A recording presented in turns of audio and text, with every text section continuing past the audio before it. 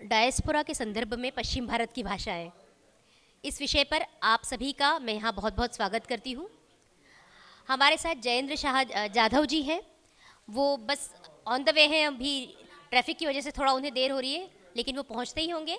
बाकी हमारे वक्ता आ चुके हैं। मेरा श्रोताओं से अनुरोध है कि वो इस सभागार में आए और अपनी उपस्थिति दर्ज कराएं, क्योंकि बहुत ही महत्वपूर्ण विषय पे हम बात करने वाले हैं, डायस्पोरा के संदर्भ में पश्चिम भारत की भाषाएं। इसमें हम गुजराती, मराठी, सिंधी और हाँ इन भाषाओं को समाहित करने वाले हैं। हाँ, कोंकणी को हमने मराठी में ही ले लिया। तो मैं अनुरोध करती हूँ हमारे सभी वक्ताओं से कि वो मंच पर आएँ। बाकी वक्ता भी आते हैं तो वो ज्वाइन करेंगे। पुरुषोत्तम जी से आग्रह है, मेघना जी, अश्विनी जी।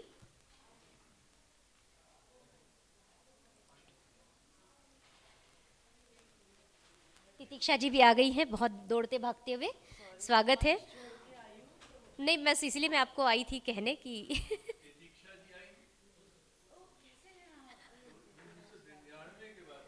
अरे बाप रे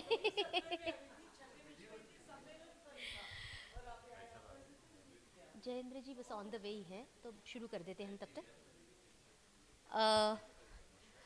मैं अनुरोध करना चाहूँगी शिवांगी जी से कि वो हमारे वक्ताओं का स्वागत करें। रितिका जी हमारे साथ सहयोग कर रही हैं। मैं सबसे पहले केंद्रीय हिंदी संस्थान के आचार्य पुरुषोत्तम पाटिल जी का स्वागत करने के लिए, तब तक महिलाओं की बातचीत, महिलाएं जरा हम अतिथि का सम्मान करने जा रहे हैं। हम पुरुषोत्तम पाटिल जी का सम्मान करने जा रहे हैं। बहुत बहुत धन्यवाद। हमारे तस्वीर ले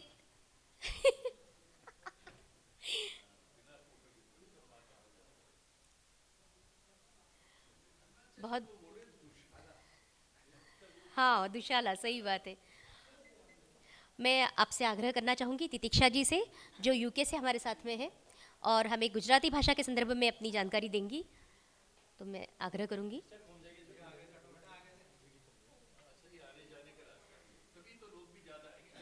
नहीं, जो यहाँ से जाएगा वो यहीं बैठ जाएगा, वो यहाँ से उधर जाना अलाउ नहीं। थैंक यू तितिक्षा जी। मेरा बहुत बहुत आग्रह आपसे है कि आप अश्विनी केगावकर जी का स्वागत करें, नीदरलैंड से हमारे साथ में है।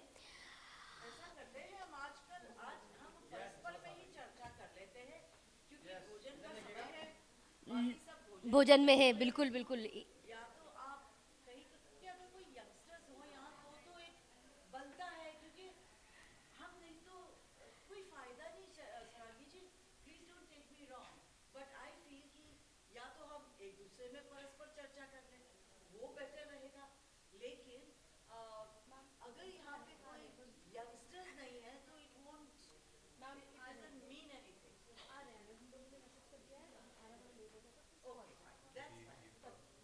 मेरा आग्रह है आपसे कि मेघना जी का आप स्वागत करें। मेघना जी सिंधी भाषा के संदर्भ में हमें जानकारी देंगी। आपने खाना, आपका भोजन बचा है। दरअसल बहुत कठिन होता है एक सुबह के सत्र को प्रारंभ करना जो 10 बजे का हो और दिल्ली जैसी ठंड में हो। दूसरा जो भोजन के बाद का सत्र हो, क्योंकि हमें कई बार ऐसा हो गया है कि हमारे पास में वक्ता आ चुके हैं लेकिन हम श्रोताओं की राह देख रहे हैं। ये भी शायद से कलयुग का दुर्भाग्य है कि हमारे पास में श्रोता नहीं रहते हैं। तो मुझे लगता है श्रोताओं का नुकसान है, वक्ताओं का क्या नुकसान होगा, उनके पास तो ज्ञान नहीं। ये वैश्विक समस्या है। तो मैं बहुत ज़्यादा समय न लेते हुए मैं सबसे पहले मेघा खेमानी जी से आग्रह करूंगी। मैं एक चीज़ बहुत नोटिस की, मैंने वो बताना चाहूँगी कि तितिक्षा जी गुजराती के संदर्भ में हमसे बात करेंगी, लेकिन उन्होंने चंद्रकोर लगाया है जो महाराष्ट्र का प्रतीक है, और अश्विनी जी महाराष्ट्र का प्रतीक है ही। मैं महाराष्ट्र से हुई। पुरुषोत्तम पाटिल जी क्या बात, क्या बात।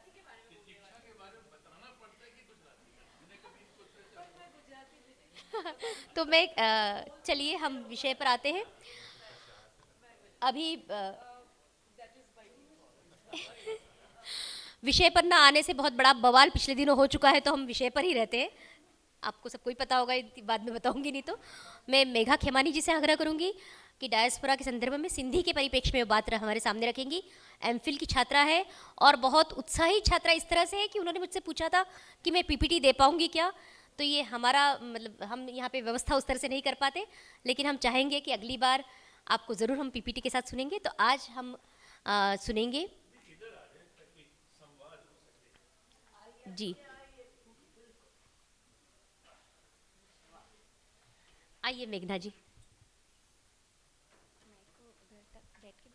जैसे भी आप कंफर्टेबल जैसा रहे।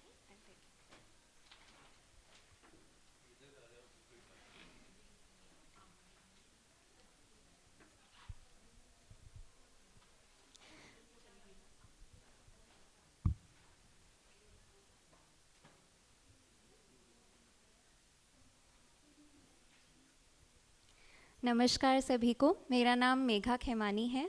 मैंने Indian languages and literary studies department से एमफिल कंप्लीट किया है। मेरी एमफिल थीसिस का टॉपिक है आई हैव वर्कड ऑन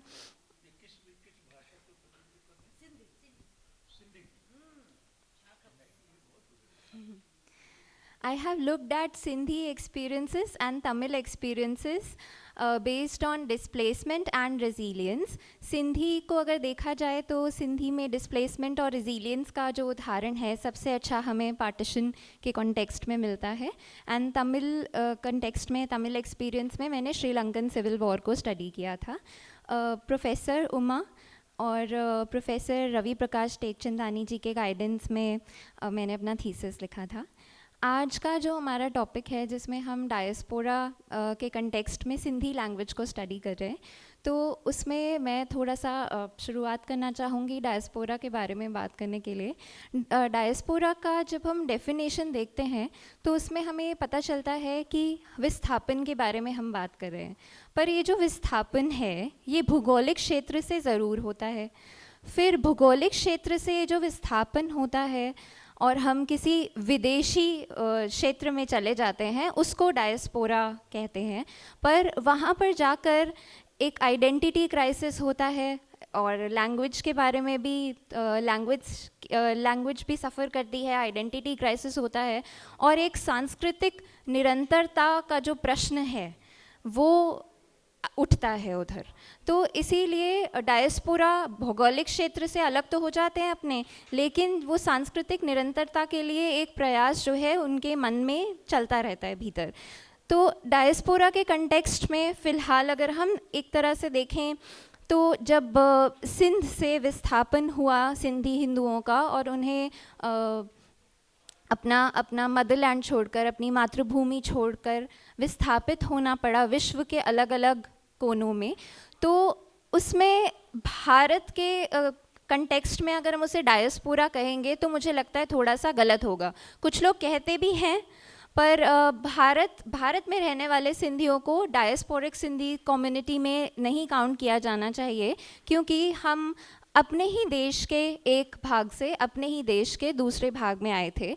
तो ये जो समस्याएं हैं वो तो ज़रूर थी, लेकिन और भौगोलिक क्षेत्र से भी अलग हो गए थे, वो भी अलग बात है। लेकिन डायस्पोरा में जो विदेश वाला एलिमेंट है वो इस कैटेगरी में नहीं फिट होता। तो this is why I would want to skip the problems which Sindhi Hindus faced while they were made to forcefully exile from Sindh to several parts of India.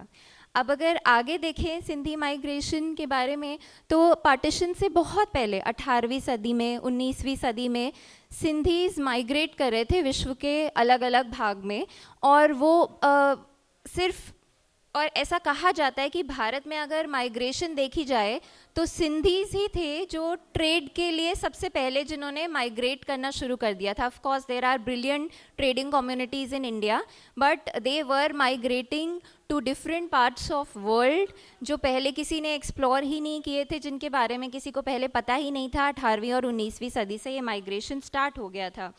और कराची, हैदराबाद, ये central places थे जहाँ से पूरा international trade carry forward होता था। अब ये देखा जाना चाहिए कि ये जो डायस्पोरिक कम्युनिटी बन रही थी उस समय पर, ये कैसे अभी प्रेजेंट डायस्पोरिक कम्युनिटी से डिफरेंट थी। ये जो ट्रेडर्स जा रहे थे, they were majorly male members of the family who were going outside to different parts of the world, and they were trading ये लोग टेक्सटाइल में, मसालों में, सूखे मेवे, मोती, ये सारी ट्रेडिंग के लिए वो लोग माइग्रेट करते थे। एंड वो माइग्रेशन परमानेंट बहुत कम केसेस में होता था, जिसका मतलब है कि वो 6-7 महीने के लिए बाहर रहते थे, ट्रेड प्रैक्टिस करते थे और फिर वापस सिंध में ही आ जाते थे। तो जो एक सांस्कृतिक निरंतरता की हम बात कर रहे हैं, वो कॉन्टिन्यूटी बनी रहती थी। और ये एक ऐसी प्रैक्टिस थी जो उन्होंने अपने लिए चुनी थी, किसी ने भी उन्हें मजबूर नहीं किया था इस माइग्रेशन के लिए। पर पार्टीशन जब हुआ, विभाजन जब हुआ, उस समय पर कोई तैयार ही नहीं था अपना, किसी ने भी नहीं सोचा था कि आज़ादी का जो तोहफ़ा है वो इस तरह से मिलेगा कि सिंधियों को, सिंधी हिंदूज़ को अपनी मातृभूमि को हमेशा हमेशा के लिए छोड़ना पड़ेगा। ये वाला जो माइग्रेशन था, that was completely forced on them and they were completely not prepared for this kind of migration. इसने बहुत सारी डायस्पोरिक कम्युनिटीज़ फर्दर इसे जो सिंधीज थे, they were forced to turn into diaspora, they had to migrate to other countries. और Sindhis की एक ख़ास बात है कि वो हमेशा आर्थिक समृद्धि के बारे में सोचते हैं। आर्थिक रूप से काफ़ी समृद्ध थे वो, जब भी सिंध में भी थे तब भी। तो जब उनका विस्थापन हुआ अलग अलग विश्व के अलग अलग कोनों में, तो उस समय पर सबसे पहला जो उनके मन में बात आई वो ये थी कि वो जो आर्थिक समृद्धि है, अपने आप को जो सर्वाइवल इंस्टिंक्ट है, उसके बारे में सोचना है सबसे पहले। तो अपने आप को इकोनॉमिकली इंडिपेंडेंट बनाने के लिए प्रयास किए गए। तो इस वजह से, क्योंकि उसमें भी कुछ समय गया, इस वजह से लैंग्वेज और कल्चर ने थोड़ा सा बैक सीट ले लिया और काफ़ी सफ़र। उसके अलावा it is considered that Sindhis are very liberal in their mindset, in their outlook. तो उस वजह से जो उनका इंटरेक्शन था with different part of the world, while there were some communities which had certain restrictions की जो हमारा बच्चों के बीच में जो शादी होगी, विवाह संबंध होंगे, वो सब अपनी कम्युनिटी के विद इन ही रहेगा, ऐसा बहुत सारे कम्युनिटीज़ का मानना था। तो उससे भी लैंग्वेज और कल्चर काफ़ी समय तक प्रिजर्व्ड रहा। बट सिंधी कम्युनिटी में एक ये भी रीज़न था, because they were open to marrying people since very long, they were open to marrying people from other communities and ethnic backgrounds. तो इसकी वजह से लैंग्वेज और कल्चर ने फिर से थोड़ा सा बैक सीट लिया। ये सारे प्रॉब्लम्स वहाँ पर उन्होंने फेस किए। फिर उसके अलावा और भी अगर हम देखें, अब अगर हम भारत से जो सिंधी हिंदू माइग्रेट करके और कंट्रीज़ में गए हैं, अगर हम उनके बारे में देखें, तो अगर कोई और कम्युनिटी माइग्रेट करती है भारत से विश्व के किसी और भाग में, उनके पास हमेशा ये अवसर रहता है कि वो जब वापस आएंगे तो वो अपनी स्टेट में वापस आएंगे, और अगर कुछ एक थोड़ा सा टच मेंटेन रहता है with the language, with the culture, वो कॉन्टिन्यूटी कभी ब्रेक नहीं होती। पर ये वाला जो अपॉर्चुनिटी है, ये सिंधी हिंदूज़ के पास कभी नहीं था, क्योंकि अगर वो यहाँ पर वापस आते हैं, they are scattered, they do not have one village, one goat to go to, they have several scattered villages. तो जब वो वहाँ आएंगे, अगर कोई सिंधी हिंदू यहाँ आता है जो गुजरात से है, तो क्या वो गुजरात के कल्चर के बारे में सोचेगा, अपनी गुजराती आइडेंटिटी को एक्सप्लोर करेगा? जो महाराष्ट्र से है वो मराठी आइडेंटिटी को एक्सप्लोर करेगा? जो बेंगलोर से है, क्या वो कन्नड़ आइडेंटिटी को एक्सप्लोर करेगा? नॉर्थ के किसी भाग से है तो अपने हिंदी कल्चर को एक्सप्लोर करेगा? तो उस चक्कर में Sindhi identity, Sindhi language again, as I was saying, took a back seat. ये कुछ समस्याएं सिंधी डायस्पोरा कम्युनिटी ने फेस की, और कुछ किताबें पढ़ रही थी जिसमें ऐसा मेंशन किया था कि Sindhi ethnic identity Sindhi Hindu ethnic identity is actually in a very vulnerable state at the moment, क्योंकि उनके पास वापस जाने के लिए कोई गांव ही नहीं है, कोई ऐसी जगह नहीं है जहां पर अगर वो चाहें तो अपने जो भी सांस्कृतिक जड़ों से जुड़ सकते हैं, ऐसी कोई भी जगह ही नहीं है। इसके अलावा एक दो चीज़ें और मैं हाईलाइट करना चाहूँगी, क्योंकि हमने प्रॉब्लम्स के बारे में बहुत बात की है, तो हम ज़रूर सॉल्यूशंस के बारे में भी बात करेंगे। पर उससे पहले एक दो केस स्टडीज़ है, एक दो लिटरेचर से रेफरेंसेस हैं which I would want to share. I have this book with me. ये जो किताब है इसका शीर्षक है बियॉन्ड द रेनबो। इसे मुरली मेवलानी जी ने लिखा है, और ये पूरी ही किताब डायस्पोरा की शॉर्ट स्टोरीज से भरी हुई है। इसकी 2 कहानियों के बारे में मैं अभी बात करना चाहती हूँ।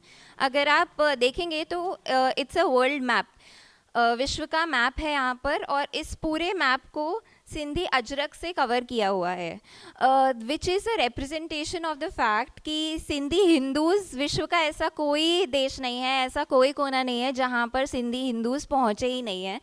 तो ये पूरा सिंधीमय कर दिया गया है विश्व को bye covering it with Ajrak print. This is an amazing anthology of short stories. इसमें 2 कहानियाँ हैं जो शॉर्ट में बताऊंगी, क्योंकि हमारे पास और भी वक्ता हैं, उन्हें भी हम सुनना चाहते हैं।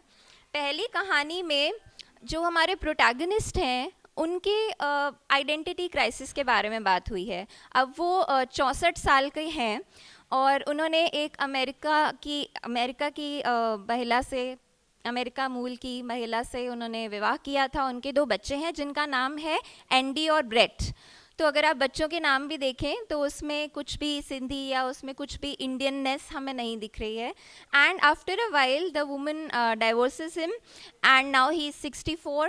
His kids practice Christianity and he is now completely lonely and he is thinking कि अब उसकी आइडेंटिटी का क्या, जिस बैकग्राउंड से वो बिलोंग करता है, जिस लैंग्वेज से वो बिलोंग करता है, जिस धर्म से वो बिलोंग करते हैं, अब उसका क्या होने वाला है आगे, क्योंकि वो अपने बच्चों से सिर्फ क्रिसमस वेकेशन पर मिल पाते हैं और कोई ऐसा त्यौहार नहीं है और कोई ऐसा कनेक्शन नहीं है जो सिंधियत को दर्शाता हो उनके बच्चों के साथ, उनके बॉन्ड्स के बारे में। तो ये तो एक क्वेश्चन पर ख़त्म होता है।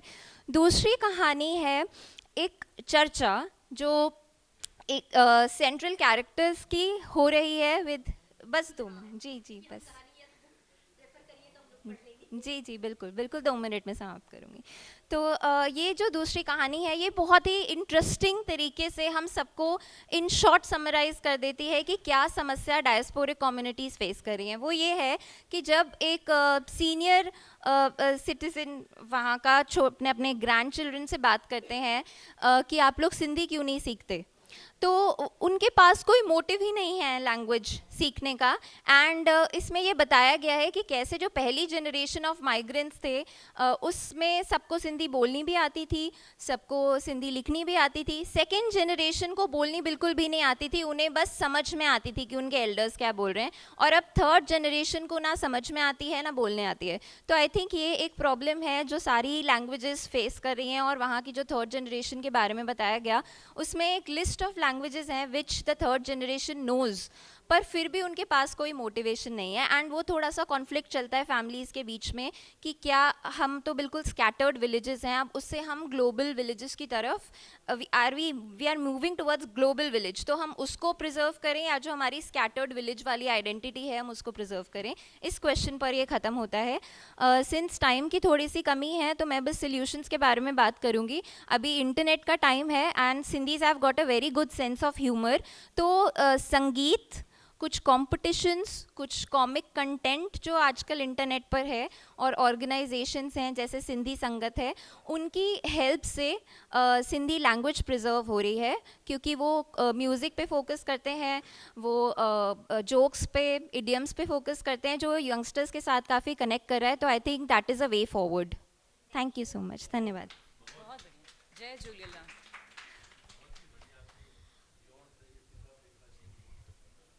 बहुत अच्छी बात मेघा जी ने कही। और सबसे अच्छी बात ये रही कि हम जिस प्रवासी भारतीय की बात कर रहे हैं या जिस हम प्रवास की बात कर रहे हैं जिसको माइग्रेट कहते हैं, यहाँ पे इतने लोग आ जा रहे हैं, उसमें भी बिना उन्होंने आत्मविश्वास डिगमगाए वो अपनी बात दमखम से कही। सिंधी समुदाय की भी ये समस्या है, प्रवासी भारतीयों की भी ये समस्या है कि वो एक जगह से दूसरी जगह पे जाते हैं, वहाँ वे अपनी मिट्टी भी तलाशते हैं, अपना आकाश भी ढूंढते हैं, लेकिन मिट्टी से जुड़ी रही है वो। अब हमारे साथ में दूसरी वक्ता है अश्विनी केगावकर जी। मैं दरअसल सब चीज़ें, आप बहुत सारी चीज़ें तैयार कर लेते हैं जो आपको साथ भी हुआ होगा, लेकिन आप इतनी सारी चीज़ों में व्यस्त हो जाते हैं कि मैं माफ़ी चाहूँगी कि मैं सुन नहीं पाई, पर मेरी कोशिश ये थी कि बाकी लोग अच्छे से सुन पाए, तो मैं उस व्यवस्था में लगी रही। अब मैं सादर आमंत्रित करती हूँ अश्विनी जी से। अश्विनी जी की खासियत ये है कि वो मेरे पुणे से है, ऐसा मैं कहती हूँ। मेरा पुणे इसलिए कहती हूँ क्योंकि हम जब व्यापक अर्थों में देखते तो हम कहते हैं कि ये मेरे भारत से है, और डायस्पोरा के लोग जब बाहर जाते हैं तो वो वैष्णव संप्रदाय से, स्वामीनारायण जी से, इन तरह से बहुत अलग अलग तरीके से जुड़ते हैं और वे वहाँ पर अपनी पहचान बनाते हैं। आप डच भूमि नीदरलैंड्स में बसी हिंदी हृदय की प्रवासी भारतीय साहित्य एवं संस्कृति सेवी है। मैं जैसा बता रही थी, पुणे विश्वविद्यालय से आपने MBA किया है। आप भारतीय अनुवाद परिषद द्वारा हिंदी, अंग्रेजी, हिंदी अनुवाद डिप्लोमा उत्तीर्ण हैं। तो आपकी साहित्यिक यात्राओं में आपका एकल काव्य संग्रह आ चुका है। इसके अलावा आप कई संयुक्त काव्य संग्रहों में भी आपकी कविताएं प्रकाशित हैं। अनुवाद, काव्य पाठ, साझा संसार आदि में आपका सक्रिय योगदान रहता है। स्वतंत्र लेखिका है। तो मैं सादर आमंत्रित करती हूँ अश्विनी केगांवकर जी को अपनी बात कहे। अश्विनी जी और तितिक्षा जी को 10-10 मिनट का समय दिया है, और मुझे उम्मीद है, मुझे तो मेघा से भी उम्मीद थी कि वो स्टूडेंट है, तो मुझे स्टूडेंट से बड़ा लगता है कि वो बड़े टाइम से चलते हैं। मेरी उम्मीद है कि आप समय में बात करेंगे। सर्वप्रथम माँ शारदे को नमन। माँ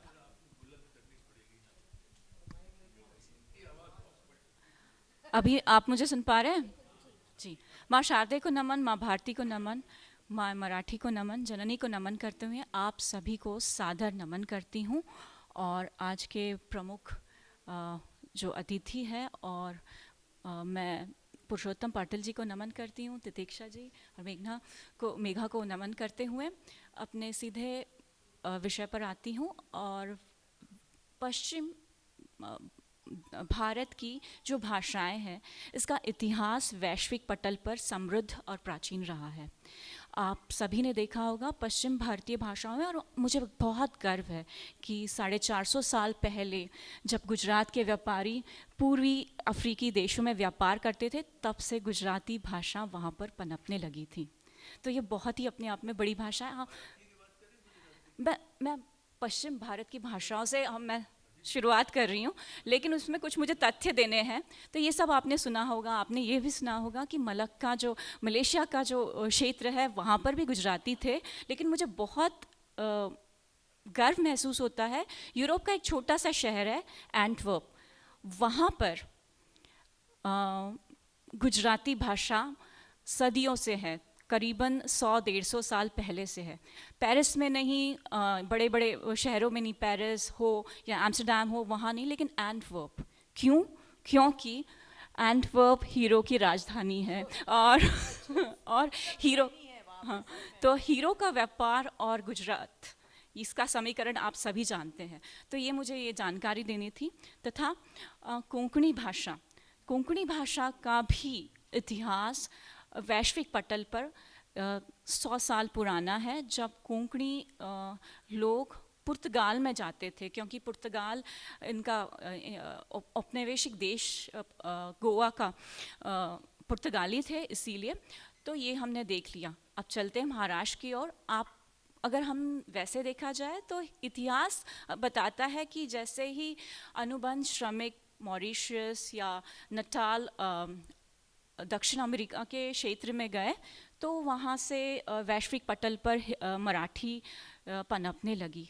किंतु मैं समझती, दक्षिण अफ्रीका का जो नटाल जो क्षेत्र है, तो वहाँ, और वहाँ पर जो मराठी बोली जाती है वो नटाली मराठी बोलते हैं वो लोग। जी हाँ, लेकिन मैं ये कहती हूँ कि ने एक उन्मुक्त सांस ली थी, एक ऊंची महत्वाकांक्षी उड़ान भरी थी, जब भारत की पहली स्त्री डॉक्टर आनंदीबाई जोशी जी जब अमेरिका गई थी 1883 में, और उन्होंने वहाँ जाकर डॉक्टर की जब पढ़ाई की थी, तो उनकी एक सहेली हुआ करती थी, आप देख सकते हैं, त्रियोशिया कारपेंटर, और वो उसकी बड़ी दिली सहेली थी। और जब वो दिली बातें करती थी तो उन्हें बहुत बार वो मराठी में वो संवाद करती थी उनसे, और मैं समझती हूँ तो तब उन्मुक्तता से वैश्विक पटल पर मराठी पहुँची थी। अब आते हैं कि विश्व में कहाँ कहाँ मराठी बोली जाती है। तो विश्व में इज़राइल में भी मराठी बोलते हैं।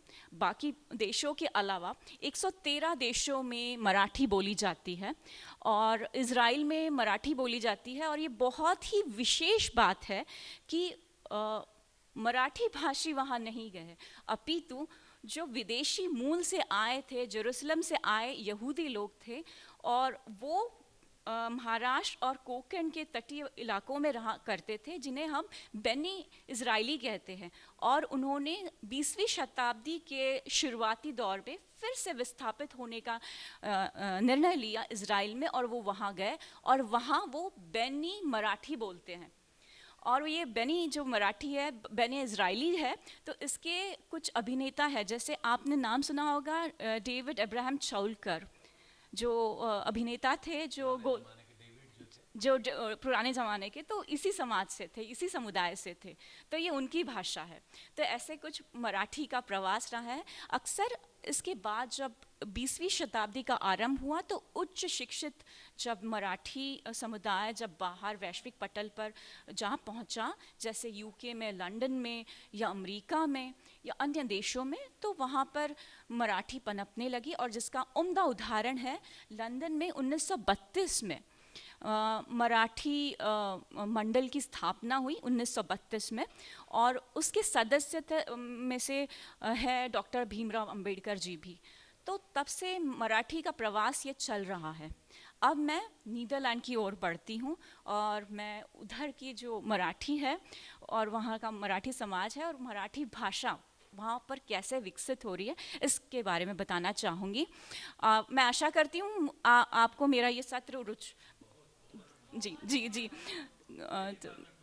जी जी जी तो ये जो है, तो वैसे तो ये देश है, बहुत छोटा देश है। नेदरलैंड नाम बहुत बड़ा है। इसके पड़ोसी देशों के बारे में आप जानते होंगे, फ्रांस, जर्मनी, बेल्जियम, ये नाम बहुत सुने। नेदरलैंड्स ठीक ठाक ही हम सुनते हैं। छोटा सा देश जहाँ पर केवल 2.25 करोड़ लोग रहते हैं, और वहाँ नेदरलैंड और वहाँ पे 2.25 करोड़ लोग रहते हैं। हमारी जो जनसंख्या है नेदरलैंड्स की, वो 2.25 करोड़ है। और वहाँ पे कुछ 2.5 लाख भारतवंशी रहते हैं, क्योंकि 2 लाख तो भारतवंशी सुरिनामी रहते हैं, और 50,000 हम भारतीय रहते हैं। उसमें 8 से 10,000 मराठी समुदाय हैं, और लगभग हर बड़े शहरों में अब मराठी जो समूह है, जो संस्थानें हैं, वो बन चुके हैं। जैसे दन हाग, जिसे आप द हेग कहते हैं, दन हाग, दन उत्रेक्ट, एम्स्टलवीन और द हेग, ऐसे शहरों में आइंधहोवन ये दक्षिण नीदरलैंड का एक शहर है, वहाँ पर भी मराठी मंडल है। और वहाँ हम सभी हम बच्चे मराठी सीखते हैं, और मराठी जो संस्कृति है वो भी बहुत अच्छी तरह पनप रही है, जिसका बहुत उम्दा उदाहरण है कि वहाँ जो जन्मे जो बच्चे हैं, जो अब 20 साल के हैं, क्योंकि मराठी ने नीदरलैंड में प्रवास किया है तो बस अभी किया है, कुछ ज़्यादा से ज़्यादा 25 साल पहले या 20 साल पहले। तो वहाँ जो जन्मे बच्चे हैं, तो आजकल वो मराठी में मन संचालन करते हैं, और उन्हें नाटक लेखन का भी प्रशिक्षण मिलता है, और वो जो वर्कशॉप्स होते हैं वो फुल हो जाते हैं। तो और ये बहुत बड़ी बात है, ये दन हाग मतलब द हेग, अंग्रेजी में उसे द हेग कहते हैं, और दन हाग, हाँ, वो एडमिनिस्ट्रेटिव प्रशासनिक राजधानी है नीदरलैंड की। जी तो अब ये बात है कि ये मंच संचालन करते हैं, वहाँ पर नाटक की स्पर्धा होती है। वहाँ पर उस जगह पर मराठी कुछ 5 से 6 नाटक अलग अलग, माफ़ कीजिएगा, एक साथ 8 नाटक होते एक सत्र में, ऐसे 2-3 बार वर्ष में होता है। बहुत बड़ी बात है किसी भाषा का इतने बड़े तादाद में नाटक का मंचन होना, और इसमें बच्चे भी इसमें ये सम्मिलित होते हैं। इसके साथ ही यहाँ पर प्रशिक्षण के लिए मराठी शाला, जिसे माझी शाला बोलते हैं, वो चलती है। और यहाँ और एक बात है, यहाँ पर मैं वैष्णव संप्रदाय से, तो वैष्णव संप्रदाय का महापर्व होता है जगन्नाथ यात्रा, और महाराष्ट्र की वारी, पंढरपुरची वारी, ये नाम सुना है आपने? जैसे जगन्नाथ यात्रा होती है वैसी होती है, और उसका प्रतिरूप हमारे यहाँ अल्मेर बोल के एक जगह है, अल्मेर जिसे आप कहते हैं, डच भाषा में से अल्मेर कहते हैं। तो वहाँ हमने वारी की थी, और वहाँ पे बहुत बड़ी संख्या में लोग आए थे। तो एक ये अच्छी बात थी। और आप किसी ने ये नाम सुना है जागरण गोंधळ? ये नाम आपको तो जगराता जैसे होती है वैसे, तो वो मराठी का जो जागरण मतलब जगराते होती है या गोंधळ वैसे ही होता है, वो उसकी बिल्कुल वैसे जैसे ही होता है। तो उसका मंचन हुआ था अभी, और ये तो आपने भी नहीं सुना, ये भारत में भी बहुत कम सुना है। तो वो वहाँ हुआ था, 5,500 लोगों के सामने हुआ था और उसे नवाजा गया था। डच भाषी थे, और जो सभी को पता है जो मराठी जो ढोल है, तो आप सभी को पता है, ये सभी को इसके मंत्रमुग्ध कर देता है। तो जो मराठी जो ढोल वादक है, तो वो गर्जना करते हुए, वो शिव गर्जना करते हुए वो ढोल बजाते हैं, और हर साल डच न्यूज़ में बड़े इसमें आता है, बहुत अच्छा लगता है। लगातार मैं देख रही हूँ, हर साल हाफ फ्रंट पेज का वो कवर करता है ढोल ताशा और मराठी गणेशोत्सव। और ये अपने आप में बहुत बड़ी बात है। हाँ, गणेश उत्सव तो वहाँ होता है, वहाँ होली होती है, वहाँ संक्रांत होती है, वहाँ पे बहुत सारी चीज़ें होती है। लेकिन डच भाषा के न्यूज़पेपर में मराठी त्योहारों का न्यूज़ में छपना ये बहुत बड़ी बात होती है, और ये लगातार होता है। और वहाँ पर जो मेयर है वहाँ पे, वो भी इस भाषा को मतलब ढोल को, इस सब को बहुत नवाजते हैं। तो ये चीज़ें होती है। और कुछ पिन पॉइंट्स मैं बताना चाहूँगी। अब रेखा जी चली गई। ऑस्ट्रेलिया के 2 कम्युनिटीज़ रेडियोज़ है। अच्छा, तो सिडनी के कम्युनिटी रेडियो और एडिलेड, हाँ, नहीं कोई बात नहीं, अगर आप व्यस्त होंगी तो वहाँ के कम्युनिटी रेडियो में वैदिक अध्ययन होता है। जी, आपको नमन करती हूँ, माफ़ी चाहूँगी कि सत्र शुरू हो गया था।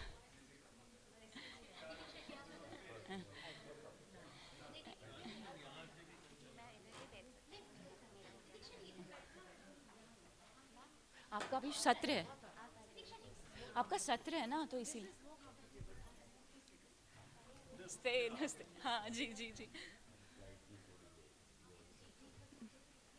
आपका स्वागत है जी। तो वहाँ पर वैदिक अध्ययन मराठी में होता है, और जो बहुत लोकप्रिय है रेडियो में भी।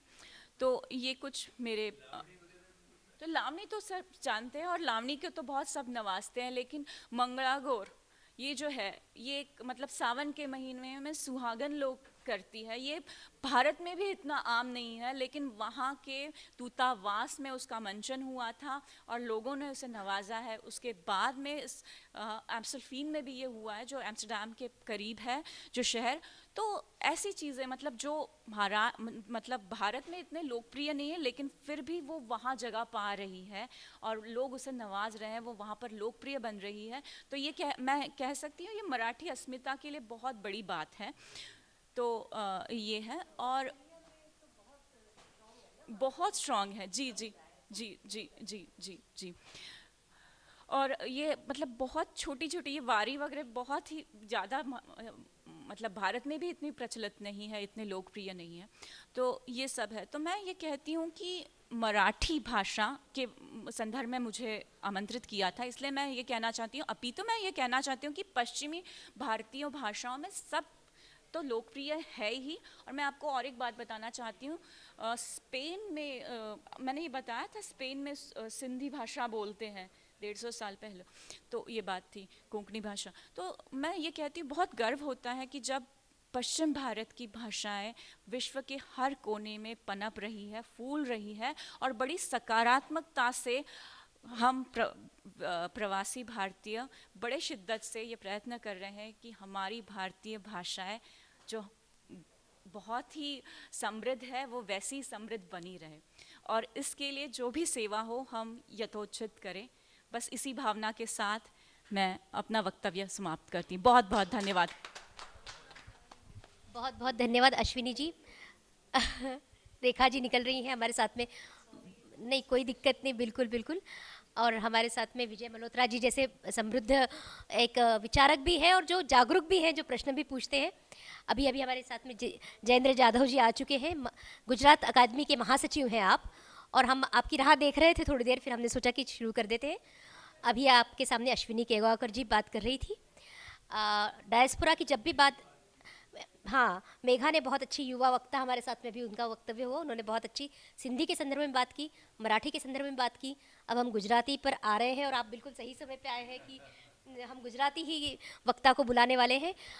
तितिक्षा जी बहुआयामी है, तो मैं उनसे थोड़ा सा ये भी जानना चाहूँगी कि मिक्स कोडिंग या मिक्स स्विचिंग जो हो रही है या लैंग्वेज शिफ्ट जो होती है, कि जब आप यहाँ से दूसरी भाषा में बात करते हैं तो वहाँ की भाषा भी आप कुछ लेते हैं। जैसे चूँकि हम महाराष्ट्र में जब रहते हैं या आप गुजरात में रहते हैं या आप आगरा में भी रहते हैं, तो हम वहाँ के स्थानीय भाषाएं जो आती है हमारी शब्दों में आ जाती है, अरे हम ये वापर रहे हैं, जबकि वापर एक मराठी शब्द है, पर हमें ऐसा लगता है कि ये तो हिंदी का ही शब्द है।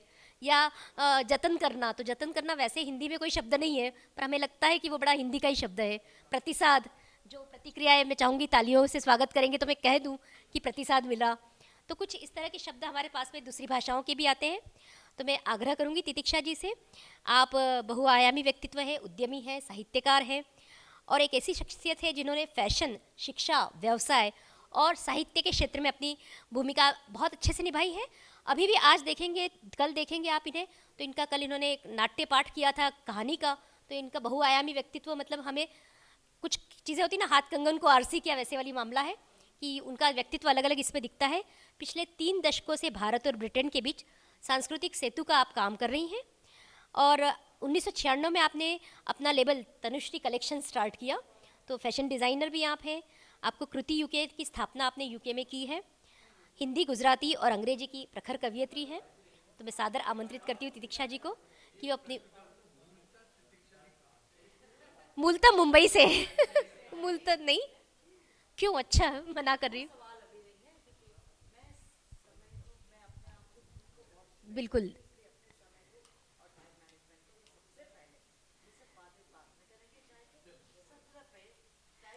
तो बिल्कुल आपको नहीं, आपको 10 मिनट आपके सिर्फ 12 मिनट 15 मिनट मैंने इसलिए दे ही दिए थे सबको जी। छोटी कविता से एंड करूंगी, तो बस उसके बाद विजय जी आपको भी ज़रूर आपका जवाब मिलेगा। इस प्रबुद्ध मंच को मेरा प्रणाम और आप सबको आज हिंदी दिवस है, उसकी शुभकामनाएं, शुभेच्छाएं। आज जब मैं पीछे मुड़कर देखती हूँ तो मुझे याद आता है 80 का वो दशक जब मैंने भारत छोड़ा था और इंग्लैंड को अपना बसेरा बनाया। तो उस समय मेरे कोई विशेष संपर्क ब्रिटेन में थे नहीं और उस अकेलेपन में मैंने सबसे पहली चीज़, सबसे बड़ी चीज़ ये समझी, ये जानी कि आप जब अपना देश छोड़ते हैं तो आपको अपनी मातृभाषा और अपनी जड़ों की जो असली महत्ता है, इसका आभास ना, I am sorry to say but no Indian can feel and wouldn't feel, क्योंकि आप तो घर में हैं। ये जो आभास है ना, वो सिर्फ हम जान सकते हैं इस बात को।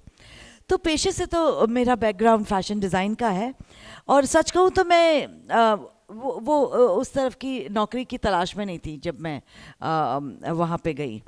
तो गुजराती, हिंदी या मराठी ये भी मेरी प्राथमिक मातृभाषाएं नहीं हैं, लेकिन मैं इन तीनों भाषाओं को बोल पढ़ सकती हूँ और समझ सकती हूँ।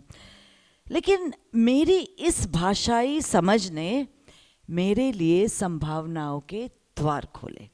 नॉर्मली कहते हैं ना यहाँ के but you know does it bring you रोजगार, इट्स अ कॉन्स्टेंट क्वेश्चन मैं हिंदी के सत्रों में सुनती हूँ। Does it give you any kind of work? Does your language, knowing any language, get you any monetary gain as such? लेकिन मेरे लिए ये संभावना हुई वहाँ पर और जैसे मैंने कहा कि ये भी नहीं है कि मैं कोई जॉब ढूंढ रही थी, लेकिन जैसे जब आप यहाँ से जाते हो तो आपको आपकी भाषाएं सुननी है कानों में and suddenly you feel bereft। तो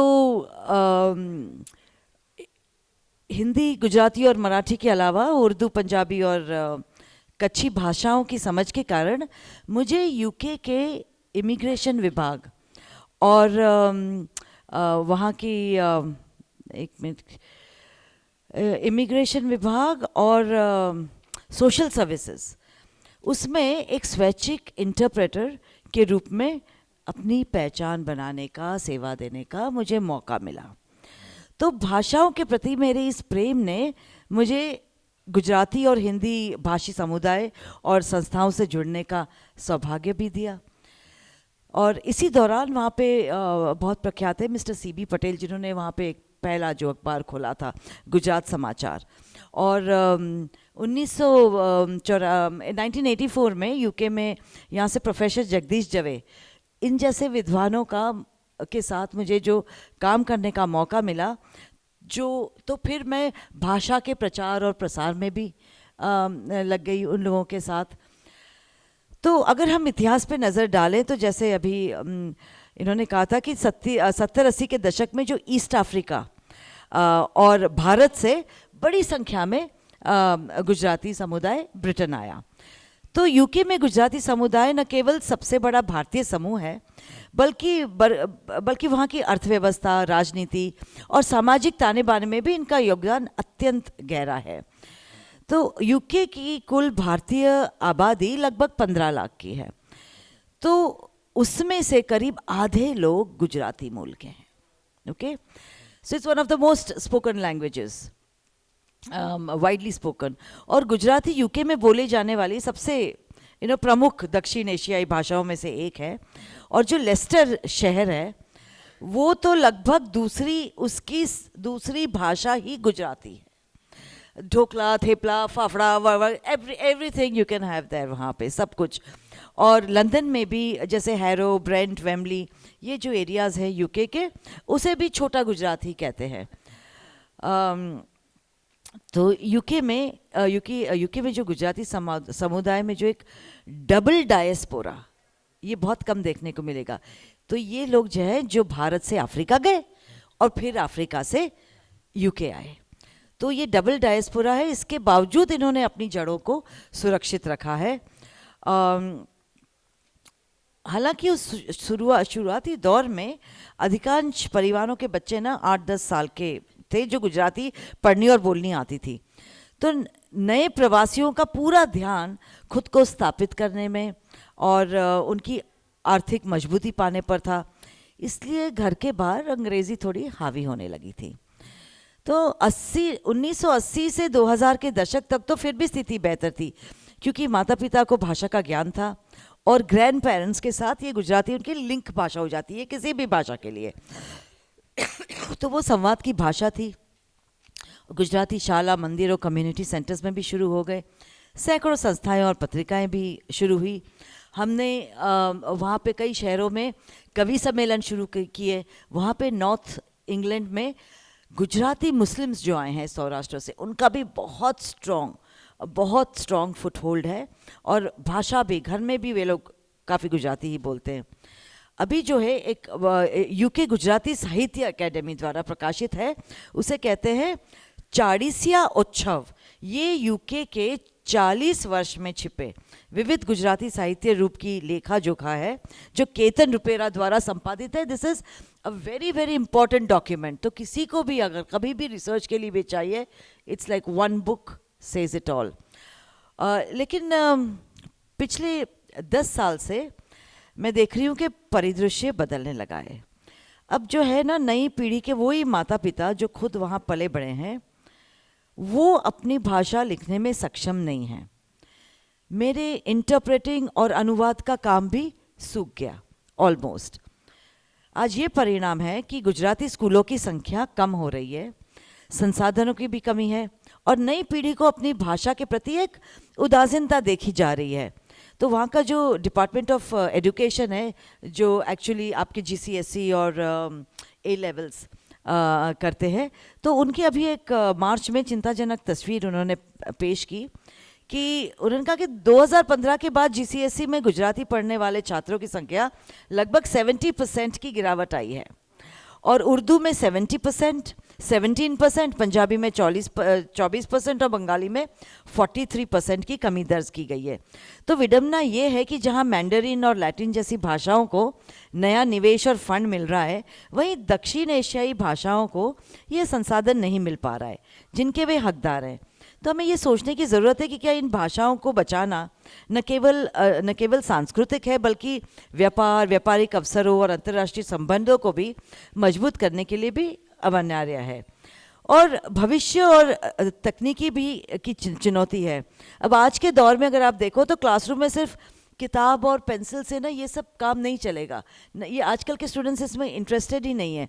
तो हमें नए शिक्षक की पद्धतियाँ और आधुनिक शब्दावली, ये तीनों की आवश्यकता अब है अगर उन्हें हमें जोड़े रखना है यंगस्टर्स को। कल के ये बात गिरमिटिया सत्र में श्याम परांडे जी ने उठाई थी। उन्होंने कहा कि expansion is like contraction, I mean expansion is life and contraction is death. तो भाषा को बढ़ाना है तो नए शब्दों का निर्माण करना होगा, अपनी भाषा को विस्तार देना होगा। जैसे हर साल ऑक्सफोर्ड डिक्शनरी है ना, नए शब्द का लिस्ट निकालती है, तो हमें भी साथ में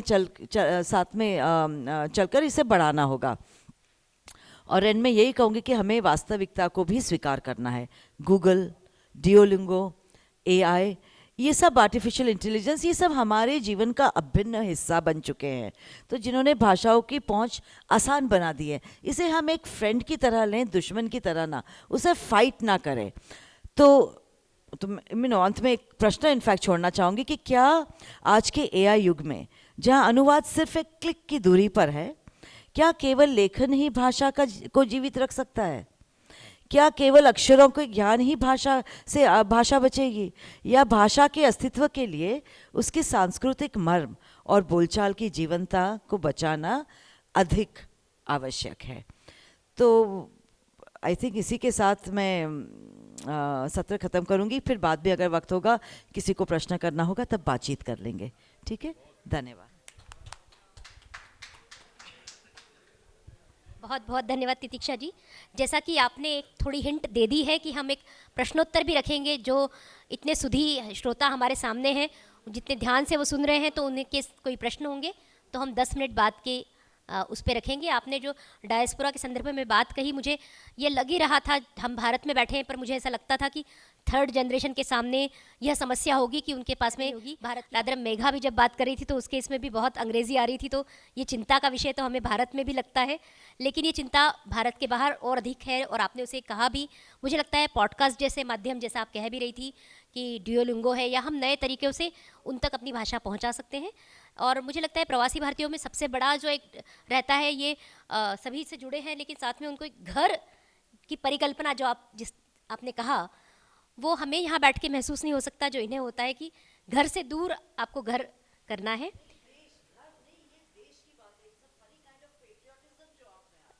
नहीं, वही उसी को मैं घर के संदर्भ में ले रही हूँ कि आपको एक आपका देश भी एक घर लगता है।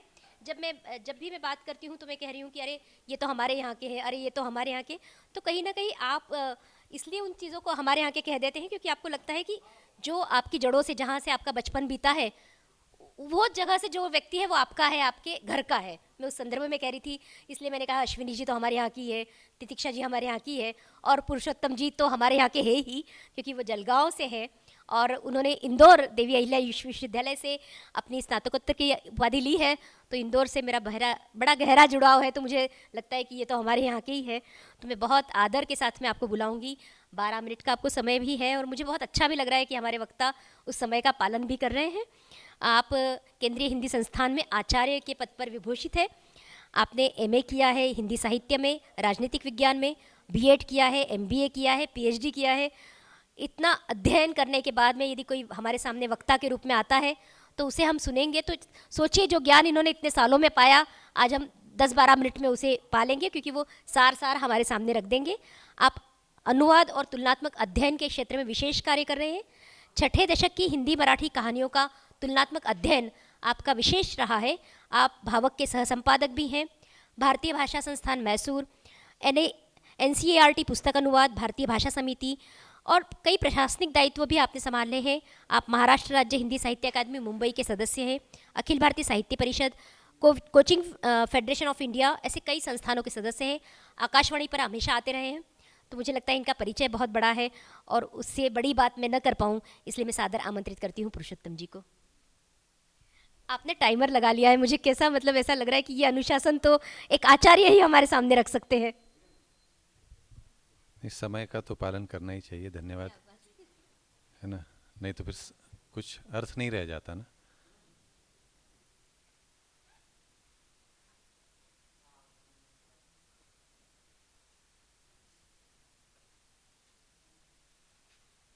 इसको चला देना जरा, समय मेरा साथ नहीं दे रहा है, टाइमर चल नहीं रहा है। धन्यवाद। अधिक विलंब न करते हुए हम अपनी बात पे आएँ। आप आयोजकों की बाध्यताएं होती हैं और होना भी चाहिए, इतना बड़ा आयोजन कर रहे हैं, यही बहुत बड़ी बात है। अभी हमारे सभी सम्मानित मंचासीन महानुभावों ने अपनी अपनी बात रखी। सिंधी के लिए सुश्री मेघा जी ने, अश्विनी जी ने, मराठी और तितिक्षा जी ने सभी भाषाओं की विशेषता गुजराती के बारे में बात की। आदरणीय भाई साहब बैठे हैं, वो भी विस्तार से बात करेंगे। सभी मंचासीन महानुभावों को सादर प्रणाम। आप सुधी जनों को भी मेरा सादर प्रणाम है। थोड़ी हम इस चर्चा को थोड़ा सैद्धांतिक रूप से भी देखने का प्रयास करें कि प्रवासन क्या है और ये डायस्पोरा क्या है, इस दृष्टि से भी बात करेंगे। मराठी की सारी बात अश्विनी जी ने कर ही ली, मैं भी उसमें कुछ जोड़ सका तो जोड़ने का प्रयास करूँगा। तो प्रवासन जो है, हम देखते हैं प्रवासन की ऐतिहासिक, सामाजिक और आर्थिक प्रक्रियाओं में से भाषाएं किस प्रकार संरक्षित होती हैं और किस प्रकार उनका संकोचन होता है, जैसे भाषाएं बदलती जाती हैं प्रभाव से। तो इस बात को हम थोड़ा सा देखें और किस प्रकार से नई भाषा, नए शब्दों को गढ़ने की बात अभी तितिक्षा जी ने कि नए शब्द किस प्रकार बन रहे हैं, तो इस बात को भी हम देखने का प्रयास करेंगे। और मैं समझता हूँ डायस्पोरा में भाषा जो है वो उसका लोप कभी नहीं होता है ना, वह नया रूप अवश्य समय के साथ गढ़ती जाती है, लेकिन वो नष्ट नहीं होती है ना, वो बनती जाती है। और ये तो समय की मांग है, भाषा बहता नीर है ना, अगर बहेगी नहीं तो रुक के तो वो तो नष्ट हो जाएगी, बहती रहेगी तभी भाषाएं जीवंत रहेंगी। सारी भाषाओं के लिए यह नियम लागू होता है। और इस प्रकार से भाषाएं जहाँ जाती हैं वहाँ वहाँ जोड़ती हुई अपना जो सांप जिस प्रकार से अपनी कैंचुली उतारता है, नया रूप आकार ग्रहण करता है, वैसे भाषाएं भी आगे बढ़ती जाती हैं। भूमंडलीकरण का दौर हमने देखा, उस दौर में किस प्रकार से लोगों को विस्थापित होना पड़ा। कुछ विस्थापन दो प्रकार का हुआ या प्रवासन भी दो प्रकार का हुआ। एक तो बाध्य, जो 19वीं शताब्दी में अंग्रेज जिन लोगों को बंधुआ मजदूर के रूप में यहाँ से ले गए, और दूसरा स्वैच्छिक, जो स्वेच्छा से विश्व के कोनों में भारत के अलग अलग राज्यों से, अलग अलग स्थानों से जो लोग गए। तो इन दोनों ने ही भाषाओं को समृद्ध किया अपने अपने समय, अपने अपने स्थान पर, अपने अपने देश में। जब बाध्य विस्थापन की बात हम करते हैं तो हमें मालूम है बंधुआ मजदूरों के रूप में विश्व के विशेषतः कैरेबियन कंट्रीज़ में, कैरेबियन देशों में भारतीय लोगों को मजदूरों के रूप में ले जाया गया और किस प्रकार से वहाँ पे उन्होंने अपनी भाषा और संस्कृति का संरक्षण किया। आदरणीय सुरेश ऋतुपर्ण जी और सभी मान्यवरों को प्रणाम करता हूँ कि अभी भी मैं उनको सुन के आया हूँ पूरा विश्व जी जी जी जी कोई बात नहीं। सुरेश ऋतुपर्ण जी एक बड़े जीवंत दस्तावेज हैं। उन्होंने सारा जो गिरमिटिया समुदाय है उसमें उनकी जो संबंध है और उन्हें जो मैं कहता हूँ वो तो ऐसे हैं कि उनको एक एक बात ज़ुबानी याद है। जब बैठते हैं बोलने लगते हैं तो सारा ज़ुबानी बता देते हैं, वो पूरा गिरमिटिया इतिहास जो है। तो इस प्रकार से भाषा गिरमिटिया देशों में जब गई तो उन्होंने वहाँ अपनी भाषा को संरक्षण और उसका सहेजना प्रारंभ किया। लेकिन जो बाध्य प्रवासन है उसकी बात अलग है और जो स्वैच्छिक प्रवासन है उसकी बात अलग है। वहाँ पे उन लोगों पे कई प्रकार के बंधन थे और उन बंधनों के बीच में उन्होंने उस भाषा को, अपनी भाषा को और संस्कृति को जीवित रखा। ये बहुत बड़ी बात है। स्वैच्छिक प्रवासन में तो हम अपना काम आसानी से कर सकते हैं, लेकिन बाध्य प्रवासन में ऐसा उनके साथ नहीं था। आज Mauritius, Trinidad Tobago, Guyana, Suriname हाँ, बहन जी आई हैं, अश्विनी बहन हमारी सूरीनाम नीदरलैंड्स से हैं। तो इन लोगों ने बड़ी शिद्दत से और बड़ी बड़ी मेहनत से अपनी चीज़ों को सहेजने का काम किया, वरना तो यूं ही नहीं कहा कि हस्ती मिट्टी नहीं है हमारी, है ना, हम कहीं भी जाके ये सिद्ध कर देते हैं। तो डायस्पोरा में ये जो तकनीकी मुद्दा है कि कई लोग कहते हैं कि भाषा का क्या होगा, कैसे होगा, लेकिन इसको बचाने के लिए प्रयास तो करने होंगे, है ना। कहते हैं कि तीसरी पीढ़ी में सब खत्म हो जाता है, दूसरी और तीसरी। एक छोटा सा उदाहरण माधुरी दीक्षित को आप सब जानते हैं। माधुरी जी बड़ी विदुषी अभिनेत्री हैं हमारे भारत की, मराठी भाषी हैं। उनकी माता जी की मराठी आप सुनेंगी तो अलग लगेगी, वो जब बोलती हैं तो अलग लगेंगी, और मिस्टर नेने जब बोलते हैं तो वो मराठी बदल जाती है। तो एक ही घर में आप देखते हैं कि प्रवासन की वजह से मिस्टर नेने अमेरिका में पले बड़े हैं, यूरोप में पले, है ना, और बच्चों का तो अभी मैंने सुना नहीं, तो वो कुछ अलग होगा, है ना। तो इस प्रकार से भाषा चलती है, लेकिन मराठी जीवित है ना। नेने साहब भी मराठी बड़ी अच्छी बोलते हैं, जैसे पुराने समय में अंग्रेज लोग हिंदी बोलते थे। तो यह प्रक्रिया है, इसे रोका नहीं जा सकता। ये किसी के हाथ का काम नहीं है कि मैं कुछ कर लूँ उसमें, लेकिन इसे संजोना तो पड़ेगा, सहेजना तो पड़ेगा, प्रयास तो करने पड़ेंगे। मैं पिछले वर्ष कोलंबो गया था, 15 दिन वहाँ था शैक्षिक भ्रमण पे। तो विवेकानंद सांस्कृतिक केंद्र है वहाँ पे कोलंबो में, वहाँ मैं अपने काम से गया था, लेकिन एक दिन मैंने देखा कि कई लोग मिलके वहाँ के सभागार में कुछ उत्सव मना रहे हैं। जब देखा तो सारे मराठी भाषी थे, वो परिधान से ही समझ जाते हैं, वो मराठी साड़ी और मराठी पुरुषों को टोपी वगैरह सब पहने हुए थे। मैंने कहा बड़ी अजीब बात है, गणेशोत्सव, गणेश स्थापना का दिन था सौभाग्य से मेरे, तो मैं उनसे मिला तो मुझे बड़ी प्रसन्नता हुई। तो मराठी मंडल तो विश्व के हर कोने में है ना, वहाँ भी वो लोग सारे त्यौहार, गणेशोत्सव है, गुड़ी पाड़वा है, और जितने भी त्यौहार, मंगला गौरी की बात की बहन ने, तो सारे त्यौहार वो वहाँ मनाते हैं। मॉरिशस में हम जब जो गिरमिटिया प्रवासन की जब बात करते हैं तो महाराष्ट्र और गुजरात लगभग छूट जाता है ना। गिरमिटिया की जब बात होती है तो हम यूपी और बिहार की बात करते हैं। पिछले वर्ष हमने केंद्रीय हिंदी संस्थान आगरा में एक अंतर्राष्ट्रीय संगोष्ठी की, गिरमिटिया प्रवासी हिंदी साहित्य, वो साहित्य पर थी, आगे और उस पर काम करने का, भाषा और विस्थापन, उस पर भी हम लोग काम कर रहे हैं। तो हम इस पर भी रिसर्च कर रहे हैं, इस पर भी अनुसंधान कर रहे हैं कि उत्तर प्रदेश और बिहार के तत्कालीन क्षेत्र के अलावा और कहाँ कहाँ से लोग गिरमिटिया के रूप में विस्थापित हुए। महाराष्ट्र में भी कोंकण प्रांत से बहन ने भी कहा, और कई इलाकों से, मुंबई के कुछ इलाकों से वहाँ लोग गए हैं। मॉरिशस में जो लोग मराठी फेडरेशन है या जो मंडली है, वो सारे विस्थापित बंधुआ मजदूर के रूप में उनके पूर्वज गए थे। उन्होंने भी बड़े पैमाने पे अपनी भाषा को और संस्कृति को संजो के रखा है। प्रतिवर्ष बड़े पैमाने पे काम होते हैं। अभी मेरी उनसे बात चल रही है मॉरिशस के जो मराठी मंडली है, कि उसका इतिहास किस प्रकार से आगे लाया जा सके, क्योंकि पूरे भारत से हम देखते हैं कि कई लोग विस्थापित हुए, पुराने समय में भी और नए समय में भी। इस प्रकार से धीरे धीरे विस्थापन जो पहले बाध्य था, उसके बाद स्वैच्छिक हुआ। स्वैच्छिक विस्थापन आप देख रहे हैं, गुजराती हो, मराठी हो, बंगाली हो, किसी भी भाषा या किसी भी संस्कृति को मानने वाला हमारा भारतीय व्यक्ति हो, तो वो जाके उसे वहाँ स्थापित करने का पहला प्रयास करता है। भाषा जोड़ने का काम करती है ना। अभी यहाँ बहन जी ने कहा, स्वरांगी बहन ने, कि मैं भी महाराष्ट्र से हूँ, ये भी महाराष्ट्र से हैं, ये भी महाराष्ट्र से हैं, ये भी मराठी है, मैं भी मराठी हूँ। क्यों? अच्छा लगता है, मन को अच्छा लगता है ना। बाहर जब हम जाते हैं, कोई मराठी आदमी मिलता है तो बड़ी खुशी होती है, बाहर कोई गुजराती आदमी गुजराती को मिलेगा तो बड़ी खुशी होगी। गुजराती तो पूरे विश्व में फैले हुए हैं, है ना, कई देशों की इकोनॉमी चला रहे हैं। राजस्थानी भाई, मारवाड़ी भाई, देखिए मारवाड़ी लोगों की एक खासियत है, वो कितना भी बड़ा हो और कितना भी छोटा हो, जब आपस में मिलेगा तो मारवाड़ी में ही बात करेगा। तो भाषा का अभिमान क्यों ना हो। और कई लोग ज़्यादा सोफिस्टिकेटेड हो जाते हैं कि ज़्यादा पढ़े लिखे होने के बाद अंग्रेजी में बात करने लगते हैं। हाँ, विद्या ददाति विनयम और विद्या विनयन शोभते, लेकिन वो कहीं दिखता नहीं है ना। ये चीज़ें दिखना चाहिए ना, ये तो हमारी के कारण तो हम जीवित हैं, है ना। आज हिंदी तीसरे नंबर की अगर होगी तो मराठी आज 10 से 15 में आ गई है विश्व की बोली जाने वाली भाषा में, है ना। तो ये काम किसने किया? जो प्रवास करके गए, पहले गए हों, बाद में गए हों या जा रहे हों। मराठी का विस्थापन आधुनिक समय में 60-70 के बाद का ज़्यादा है। काम के सिलसिले में आनंदीबाई जोशी जब गई थी, पढ़ाई के सिलसिले में गई थी, उसके बाद कई लोग गए 60-70 के बाद नौकरी के सिलसिले में, सिलिकॉन वैली में है। सारे देशों में, सारे विश्व के कई देशों में लोग, मराठी की बात कर रहा हूँ, सभी भाषाभाषी हैं, मराठी की बात मेरी जिम्मेदारी है इसलिए मैं उस पर ज़्यादा जोर दे रहा हूँ।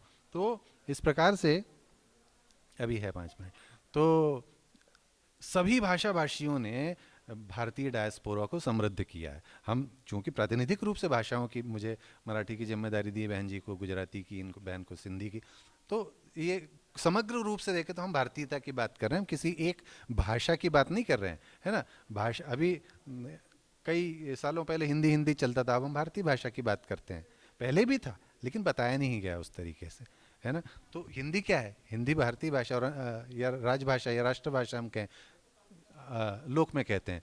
तो दूसरी भाषाएं क्या है? वो भी तो राष्ट्रभाषाएं हैं, है ना। अभी बात चल रही थी, अगर हिंदी का आधार संस्कृत निष्ठ होगा तो सारे भारत के जो लोग हैं आसानी से उसको समझ लेते हैं, है ना। इसलिए हिंदी का आधार संस्कृत निष्ठ कैसे बनाया जाए, उसमें शुद्ध शब्दों को किस प्रकार से उसका समावेश किया जाए, ये प्रयास किया जा रहा है, हो रहा है, और यही तो भाषाओं की समृद्धता का प्रतीक है ना। तो हमें किसी से कुछ उधार लेने की आवश्यकता नहीं है, हमारे पास बहुत समृद्धि है, हमारी भाषाई समृद्धता, हमारी सांस्कृतिक समृद्धता, हमारी खान पान की समृद्धता, हमारे रहन सहन की समृद्धता, ये किसी से भी न हमें पूछने की आवश्यकता है, न किसी का अनुकरण करने की आवश्यकता है, न किसी का कोई सर्टिफिकेट लेने की आवश्यकता है। बस जो एक मन में जो भाव है कि हम किसी से कम हैं, उसको नई पीढ़ी में दूर करने की आवश्यकता है। एक पिछली संगोष्ठी में मैंने कहा कि लेखक की दायित्व क्या होना चाहिए, पढ़ने लिखने वालों का दायित्व क्या होना चाहिए। तो नई पीढ़ी को उनकी भाषा में उनके विचार के अनुरूप जब तक आप बता नहीं सकते, तब तक आप सच्चे लेखक हैं ही नहीं, आप सिद्धहस्त लेखक हैं ही नहीं। आप अपनी मैं मान लीजिए 50 साल पहले कॉलेज पढ़ा हूँ, 40 साल पहले पढ़ा हूँ, और मैं उस समय की परंपरा के हिसाब से उस तरीके से अगर मैं लिख पढ़ के लोगों को, नई पीढ़ी को समझाने का प्रयास करूंगा कि माफ़ कीजिए, वो नहीं हो पाएगा। हमको अगर भाषाओं को जीवंत रखना है तो नई पीढ़ी की भाषा में हमको लिखना और बोलना हो, नई पीढ़ी समझ सके उसी भाषा में बोलना होगा, जो वो चाहती है वही उनको देना होगा, है ना। जैसे डॉक्टर भी अगर दवाई देता है तो वो एक कोटेड गोलियां होती है ना, शुगर कोटेड गोली, उस प्रकार से दीजिए। तो दूसरों को दोष देने की बजाय समाज को दोष देना, नई पीढ़ी को दोष देना, बच्चे भाषा पढ़ते नहीं, लैंग्वेजेस मर रही हैं, हम लोग इतना काम कर रहे हैं, भाषाएं मरी नहीं है, भाषाएं मरी नहीं है। अभी इन्होंने कहा अश्विनी जी ने कि स्टेज पे परफॉर्मेंस करते हैं मराठी में, विदेशों में करते हैं, हमारे यहाँ तो छोड़ दीजिए। तो समग्र रूप से हमें देखना है कि प्रवासन ने तो भाषाओं को समृद्ध किया ही है, जो प्रवासी गए उन्होंने समृद्ध किया ही है, लेकिन हमारी भी नैतिक जिम्मेदारी है कि हम अपनी नई पीढ़ी को किस प्रकार से भाषा के प्रति आकर्षित कर सकें, है ना। ये काम हमारा है। अपने आप तो वो जिस बहाव, जो बहाव, आधुनिक बहाव उन्हें मिल रहा है, उस बहाव में बढ़ते चले जाएंगे और जहाँ जाना है वहाँ जाके टिकेंगे। लेकिन हमारा यह प्रयास रहे कि आज के समय में क्या हो रहा है, आगे क्या होना चाहिए, उनके साथ बैठकर उनकी भाषा में उनको समझने वाली, उनको रुचिपूर्ण जो लगे उस तरीके से बात करके भाषाओं की समृद्धि और संस्कृति की समृद्धि के लिए हमें प्रयास करना होंगे। मुझे यहाँ बुलाया, अपनी बात रखने का अवसर दिया, 5-10 मिनट में जो मेरी अल्पमति के अनुसार मैं बोल पाया, रख पाया, मैंने बताने का प्रयास किया। कभी समय मिलेगा तो विस्तार से भी बात होगी। आप सभी का बहुत बहुत धन्यवाद।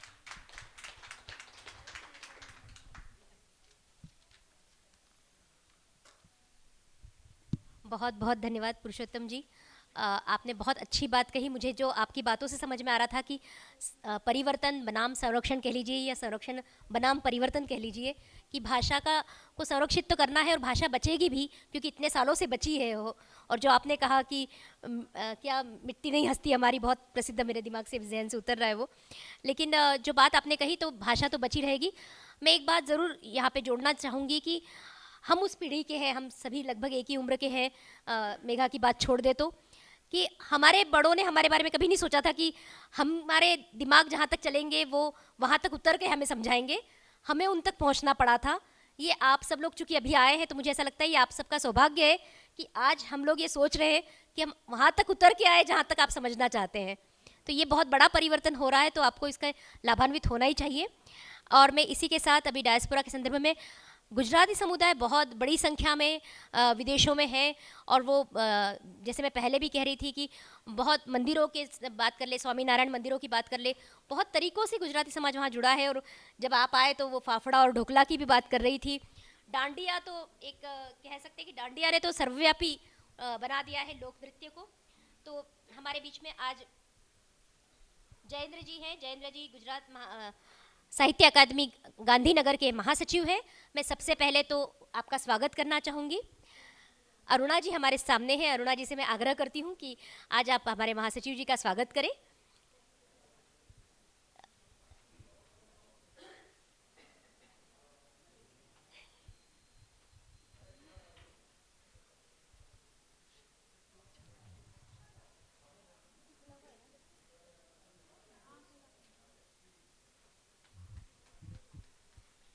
बहुत बहुत धन्यवाद अरुणा जी, आपका भी।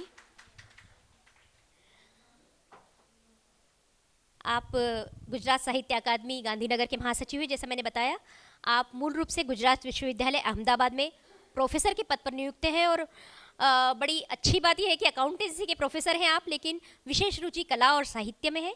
भाषा साहित्य में विशेष योगदान के कारण गुजरात सरकार ने उन्हें गुजरात साहित्य अकादमी का महापात्र और गुजरात राज्य का भाषा निदेशक नियुक्त किया है।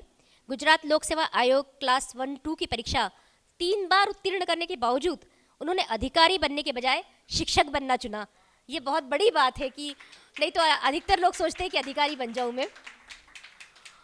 9 वर्षों तक गुजरात के प्रसिद्ध सरकारी कॉलेज गुजरात कॉलेज में सेवाएं प्रदान की। डॉक्टर जाधव 2016 से राष्ट्रीय शिक्षा नीति से जुड़े हुए हैं। राष्ट्रीय शिक्षा नीति की गहरी समझ के कारण राज्य सरकार ने उन्हें राष्ट्रीय शिक्षा नीति पर राज्य स्तरीय समिति में नियुक्त किया। केंद्र सरकार के शिक्षा मंत्रालय के NIOSO राष्ट्रीय मुक्त विद्यालयीन शिक्षा संस्थान में राष्ट्रीय शिक्षा नीति कार्यान्वयन कोर समिति के आप सदस्य हैं।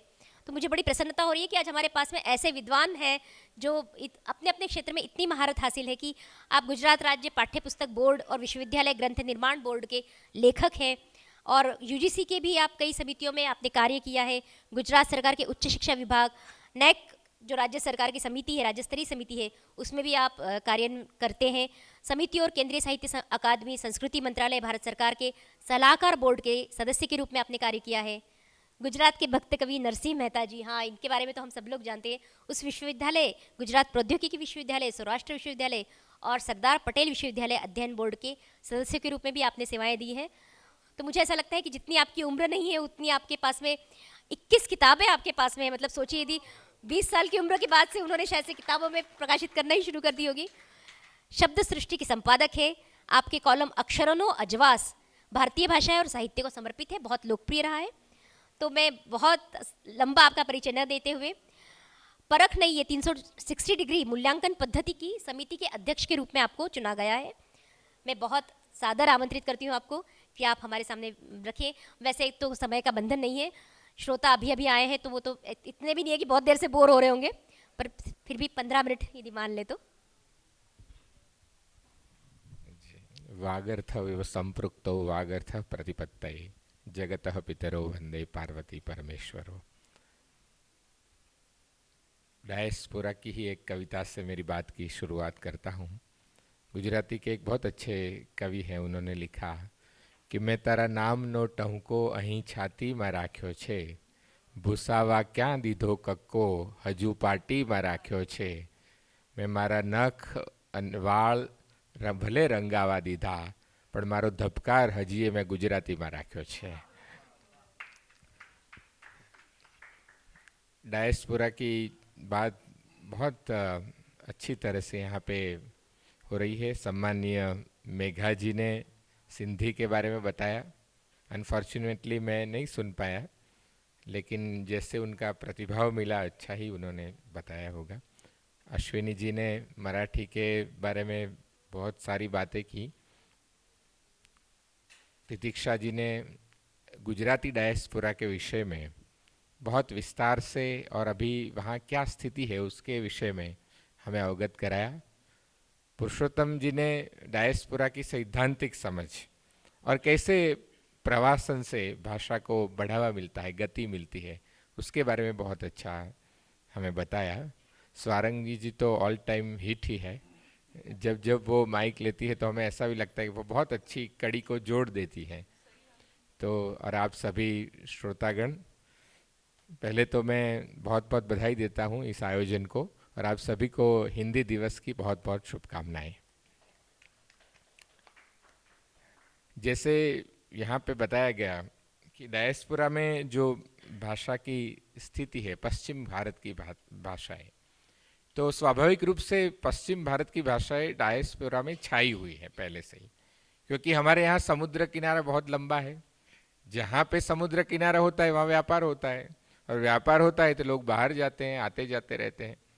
तो मैं अकाउंटेंसी का प्रोफेसर हूँ, तो मैं बाहर गया था, विदेश में बहुत सारे बुक्स ऑफ अकाउंट्स उनके इंडियन नॉलेज सिस्टम के तहत मैंने चेक किए, तो हमारे गुजराती का शब्द है एक सर्वयु। तो सर्वयु शब्द मुझे अफ्रीका के एक लेजर में मिला, सर्वयु। तो ये उस समय, I am talking about 18th century, वहाँ ये अकाउंट्स के माध्यम से, क्योंकि व्यापार चलता था, क्रेडिटर्स डेटर्स होते रहेंगे, तो वहाँ ऐसा होता होगा कि यहाँ के फाइनल अकाउंट्स वहाँ भेजते होंगे, वहाँ की कुछ स्थिति। आज आप देखते हैं कि फाइनेंशियल रिपोर्टिंग का बहुत, तो उस जमाने में भी रहा होगा, तो लोग ऐसे भेजते होंगे उनकी जो सक्सेस स्टोरीज जिसको आज हम बोलते हैं, उनके फाइनेंशियल स्टेटमेंट्स ऐसा कुछ भेजते होंगे। उसके कारण ये सर्वयु शब्द जो है वो उनके लेजर में आज भी पाया जाता है अफ्रीका में।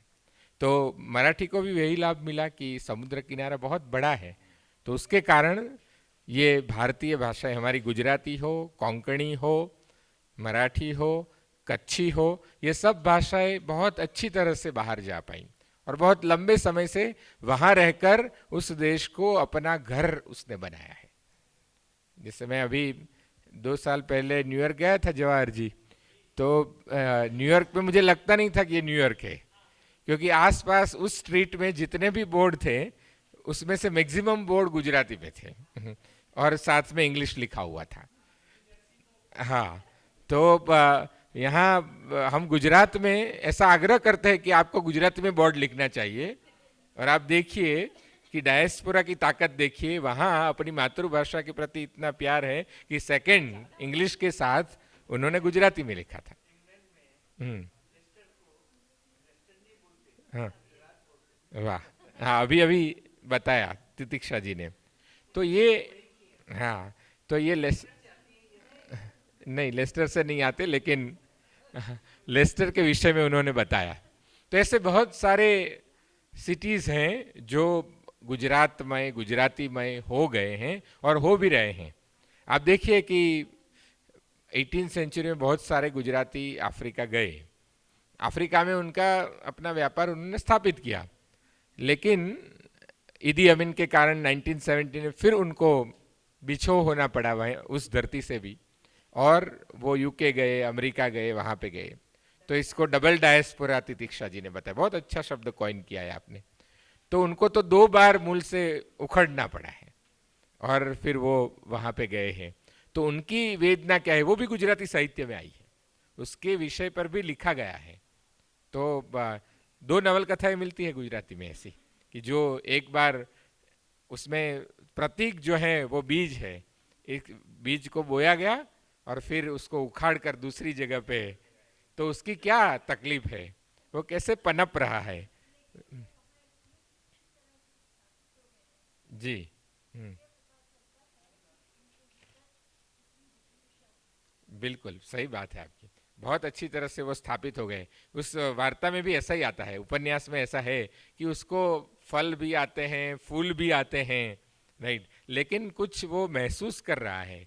वो क्या महसूस कर रहा है कि एक जो बीज था उसको वहाँ पे बोया गया, उस धरती ने उसको क्यों नहीं स्वीकार किया, राइट। उसकी भी बात उसके अंदर, पीड़ा, उसकी जो पीड़ा है वो उसके अंदर आती है। गुजराती को मैक्सिमम फायदा क्या हुआ, गुजराती भाषा को, क्योंकि ये आदान और प्रदान की बात है, डायस्पोरा दोनों तरफा होता है। तो भाषा को उससे क्या फायदा हुआ, गुजराती साहित्य को क्या फायदा हुआ, वो जब हम सोचते हैं तो गुजराती में, जैसे जैन जी की आज हम बात करते हैं, तो गुजराती भी बदल रही है, जैसे मराठी बदल रही है, सिंधी बदल रही है, ऐसे गुजराती भी बदल रही है। तो एक नया प्रकार आया गुजलिश गज़ल। तो ये गुजलिश गज़ल जो है वो आदम टंकारवी ने यूके से स्टार्ट किया। तो गुजलिश गज़ल तो जी हाँ हाँ, अहमद गुल भी बहुत अच्छा वो लिखते हैं। तो ऐसे बहुत सारे लोग आज तो गुजलिश लिखने लगे हैं। तो उसके अंदर बहुत सारे शब्द आते हैं, अंग्रेजी शब्द आते हैं कि जैसे एक शेर है उसका गज़ल का, कहीं तो आंसू पण टिश्यू पेपर थी लૂછાય છે, બરાબર। આદમ મને પાલવનું અંગ્રેજી પૂછમાં, અહીં તો આંસू પણ टिश्यू पेपर थी लૂછાય છે। इसका अर्थ ये है, हाइब्रिड कविता हो गई। अब देखिए, तो ऐसे ही गुजरात के जो लोकल कवि है वो भी आज गुजलिश लिखने लगे हैं उसके प्रभाव के अंदर। यस, दे हैव इन्फ्लुएंस्ड अस। सो हाँ, प्रवासी ने, मैं यही बात कर रहा हूँ कि हमने तो बहुत प्रभाव किया उनके ऊपर, लेकिन ये आदान और प्रदान दोनों की बात है। तो उन्होंने भी हमारे ऊपर ये प्रभाव डाला कि, और वो कविताएं बहुत प्रसिद्ध हो रही, लोकप्रिय हो रही, ये भी देखने। इंग्लिश विंग्लिश, हाँ हाँ, श्रीदेवी की, हाँ, उसी बेसिस पे थी। तो ऐसा देखने को हमें मिलता है कि उनका भी प्रभाव अभी इस तरफ आ रहा है। दूसरा एक मुझे देखने को मिला कि गुजराती लोग जो हैं वो विदेश जाने में बहुत आकांक्षा रखते हैं कि मुझे विदेश जाना है। महसाणा में तो ऐसा कह सकते हैं कि प्रत्येक घर में से एक व्यक्ति बाहर है गुजरात के। हाँ हाँ, तो वहाँ पे जितना कॉन्वोकेशन होता है तो कॉन्वोकेशन में मैक्सिमम पेरेंट्स गुजराती होते हैं, पटेल होते हैं। तो जितने गोल्ड मेडल्स मिलते हैं तो उनको बोलते हैं कि जिनका सरनेम पटेल नहीं होगा उनका हम बोलेंगे, बाकी सबको पटेल मान लिया जाए। ऐसा बहुत सारी यूनिवर्सिटीज़ में ध्यान में आया है। और भाषा का प्रभाव तो इतना है, आप देखिए कि ट्रम्प भी जब यहाँ आते हैं तो हमारे नरेंद्र भाई को कहते हैं केम छो नरेंद्र भाई। तो ये गुजराती डायस्पोरा ने एक अपनी बहुत अच्छी इम्प्रेशन जो है वो वहाँ पे विविध देशों में डाली हुई है। सामने हमारे सामने चैलेंजेस भी बहुत है, क्योंकि गुजराती प्रजा जो है वो व्यापारी प्रजा है। तो हाँ, पोर्टल्स कर दिया है। Yes yes sir. तो व्यापार में कहा जाता है कि सामने वाले की भाषा कौन सी है वो आप सोचिए, तभी आपका सौदा होगा। और सौदे की भाषा की वजह से गुजराती जो हैं वो वहाँ पे इतनी प्रभावी नहीं रही, और लोग दूसरी भाषा को भी, जिस भाषा में जहाँ वो जाते हैं, जैसी भाषा जैसा देश वैसी भाषा, वो तो अपना नहीं है, लेकिन फिर भी नर्मद ने कहा कि हमारी भाषा में मैं एक नया वर्ड कॉइन करता हूँ। हमारी भाषा का बहुत बड़ा कवि था नर्मद। उन्होंने कहा भाषाभिमान, भाषा का स्वाभिमान, ऐसा जोड़ के उन्होंने कहा भाषाभिमान। और उसने कहा कि मुझे अनफॉर्चुनेटली मुझे कहना पड़ रहा है कि गुजरातियों में भाषाभिमान कम है दूसरी प्रजा के संबंध में। तो ऐसा देखने में आया है, वो जहाँ जाते हैं वहाँ की भाषा को अपनाते हैं। इवन इन गुजरात ऑल्सो, आप देखिए गुजरात में बाहर से बहुत लोग आए हैं। तो हमारे यहाँ एक पानीपुरी वाला भैया है, उनके सामने 10 बहनें हिंदी में बोलने लगती हैं। वो भैया 20 साल रहने के बाद भी गुजराती नहीं बोलता है, क्योंकि उसको स्वीकार भाव बहुत है यहाँ पे। आप महाराष्ट्र में जाइए, वड़ा पाव उसको मांगिए कि आई वांट 1 वड़ा पाव, तो वो मराठी में ही बोलेगा, आपको उत्तर मराठी में मिलेगा। गुजराती में एकोमोडेटिवनेस जो जिसको बोलते हैं, राइट, वो इतनी है कि वो 10 बहनें गुजराती जानते हुए भी वो भैया के साथ जैसी उसको हिंदी आती है उसी हिंदी में वो बात करती है, क्योंकि उसकी भाषा हिंदी भाषा है। तो ये एकोमोडेटिव प्रजा जो है उसके कारण भाषा को थोड़ा नुकसान भी होता है कि वो उसको ग्रहण कर लेते हैं, और धीरे धीरे बहुत सारी अपनी भाषा रहती भी नहीं है। उसके लिए गुजरात के बहुत सारे भाषाविद चिंता भी कर रहे हैं कि आने वाले समय में हम ऐसा क्या करें कि जिससे कारण भाषा से जो विछोह हो रहा है वो ना हो।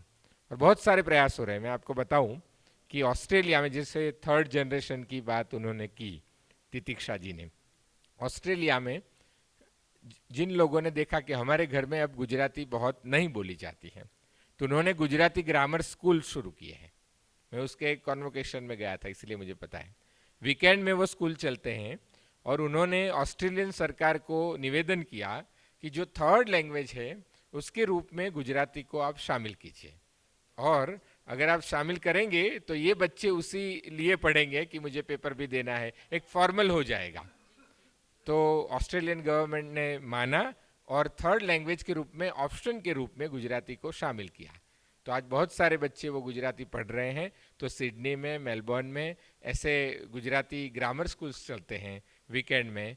उनके एक कॉन्वोकेशन में मैं गया था, पूरे साल वो वीकेंड में चलाते हैं, फिर एक दिन ऐसा रखते हैं जब उसका वार्षिक उत्सव होता है।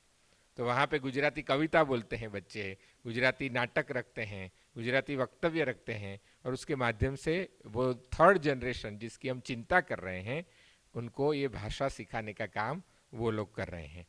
तो ये ऐसी बहुत सारी गतिविधियाँ वहाँ पे चल रही है। जैसे इन्होंने, तितिक्षा जी ने दूसरा भी बताया कि साहित्य एकेडमी यूके बहुत अच्छा काम कर रही है। जैसे गुजरात से जितने लोग बाहर गए, उन्होंने जो डायस्पोरा के माध्यम से जो भी लिखा, उन सबका संकलन, संचयन करने का काम पंचम शुक्ल जी और उनकी टीम ने किया है। तो हाँ, कोई और भाषा में ऐसा काम नहीं हुआ है उनके। बिल्कुल बिल्कुल। और दूसरा कि उनके मैगजीन्स भी चलते हैं, राइट। हमारा हाँ, गर्वी गुजरात चलता है, राइट। गुर्जरी डाइजेस्ट ऐसा करके एक विश्वकोश का मैगजीन है, वो भी चलता है। उसमें सब बाहर रहते हुए जितने भी गुजराती है, उसके प्रमुख लेखक जो हैं वो निरंतर लिखते रहते हैं। तो ये भी जी जी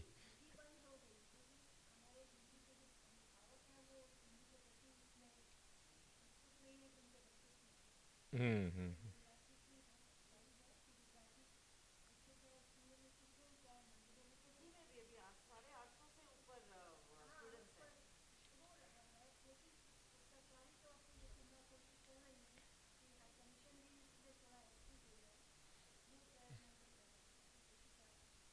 सही बात है। तो ये गुजरात में कच्छी भी बोली जाती है, लेकिन गुजराती और कच्छी लोगों में इतना अंतर है कि कच्छी जहाँ पे भी जाते हैं उनके घर में कच्छी ही बोलेंगे। बच्चे कोई भी माध्यम में पढ़े, लेकिन घर की भाषा कच्छी ही रहेगी, कहीं पे भी जाए, नहीं। तो ये उनकी भाषा के प्रति उनका प्रेम है। वो विदेश कितने भी साल रह के आए, लेकिन वो कच्छ के लोग यहाँ जब भी आते हैं वहाँ भी कच्छी में ही बोलते हैं।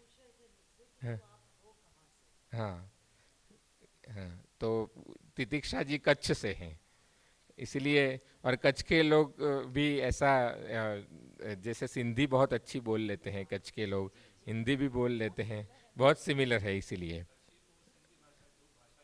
हाँ, उपभाषा कहते हैं, सही। यस।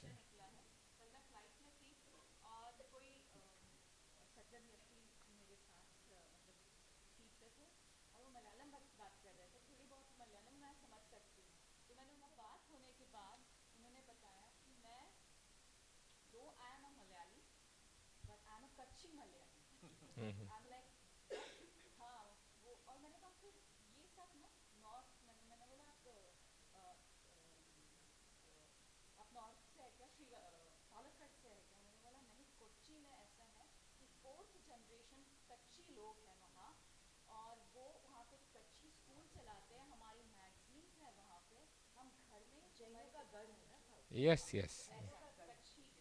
कच्छी तो पूरे पूरे देश में है कच्छी।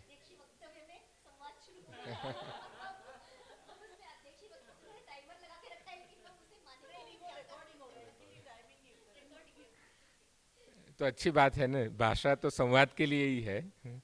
तो कच्छी, जैसे इन्होंने बताया, कच्छ के लोग तो पूरे देश में और विदेश में तो बहुत गए हैं। दूसरे राज्यों में गुजराती लोग कम देखने को मिलते हैं इन कंपैरिजन ऑफ कच्छीस। कच्छीस पूर्वोत्तर में भी कच्छीस मिलते हैं, और वहाँ पे वो व्यापार के लिए गए और वहाँ पे भी अपनी भाषा बोलते हैं। और जैसे उन्होंने कहा, कच्छी स्कूल्स भी वहाँ है। हमने ऐसा ही एक प्रयोग किया था, सौराष्ट्र तमिल संगमम। तो सौराष्ट्र के 10 लाख लोग मदुराई के आसपास हैं जो सौराष्ट्रियन गुजराती भाषा बोलते हैं। उनमें से प्रमुख लोगों को हमने बुलाया था ऐसे। तो ऐसे, जैसे पुरुषोत्तम जी ने बहुत अच्छी बात बताई जो मैं बताने वाला था, लेकिन उन्होंने विस्तार से बताई, इसलिए मैं उसको रिपीट नहीं कहता कि भाषा की चिंता करना छोड़ दीजिए, बस उसको चिंतन कीजिए। चिंता नहीं करनी है, चिंतन करना है, उसको अपनाना है बस। और जब तक भाषक रहेगा भाषा को कुछ नहीं होने वाला है। तो इसलिए अपने भाषक को बचा के रखना है। वो जैसा भी बोले उसका स्वीकार करो, उसको बोलने दो।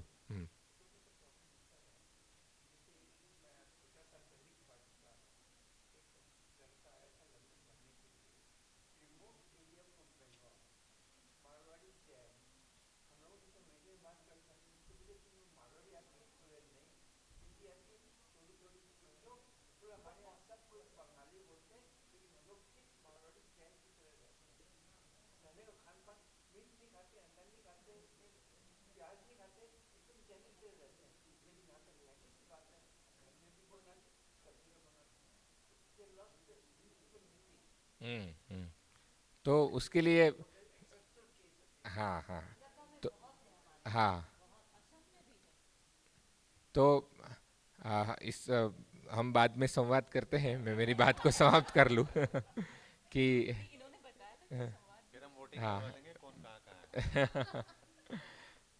तो जैसे सभी लोगों का सुर यही है कि भाषा के लिए जितने भी प्रयास हम सब साथ में मिलके करेंगे भारतीय भाषाओं के लिए, तो आने वाले समय में उसका भविष्य बहुत अच्छा है ऐसा। लेकिन हाँ, हमें एक अलर्ट रहने की आवश्यकता है और सामूहिक प्रयास करने की आवश्यकता है। जैसे हमने एक साहित्य अकादमी ने एक अभियान निकाला कि भाई 21 फरवरी को मातृभाषा दिवस होता है, तो मेरे हस्ताक्षर मेरी मातृभाषा में। तो हमने एक पोर्टल डेवलप किया कि उस पोर्टल में उस दिन अगर आप हस्ताक्षर अपने गुजराती में करके आप ऐड करते हैं, उसके अपलोड करते हैं, तो आपको एक सर्टिफिकेट मिलेगा आपके फोटो के साथ। तो विदेश के बहुत सारे लोगों ने अपने हस्ताक्षर गुजराती भाषा में किए, तो ये गुजराती से एक जुड़ाव हो गया। तो बस ये अनुसंधान जो भाषा के साथ में उनका संधान जुड़ाव जो है वो कायम रहना चाहिए। तो मुझे लगता है कि कोई भी भाषा हो, गुजराती हो, मराठी हो, बंगाली हो, उससे जुड़ाव रहने ही वाला है, क्योंकि भाषा जो है हमारी मातृभाषा वो हमारी त्वचा की तरह है। जब तक त्वचा है, राइट, त्वचा को कोई उखेड़ दे तो कैसा दुख होता है, ऐसे ही भाषा जो है हमारी मातृभाषा वो हमारी त्वचा की तरह है, राइट। तो इसके लिए सब लोग चिंतन कर रहे हैं, इसलिए अनिल जी और सब टीम को मैं बधाई देता हूँ। मैं अनिल जी अमेरिका गया था, अंतिम बात कह के मेरी बात समाप्त करता हूँ।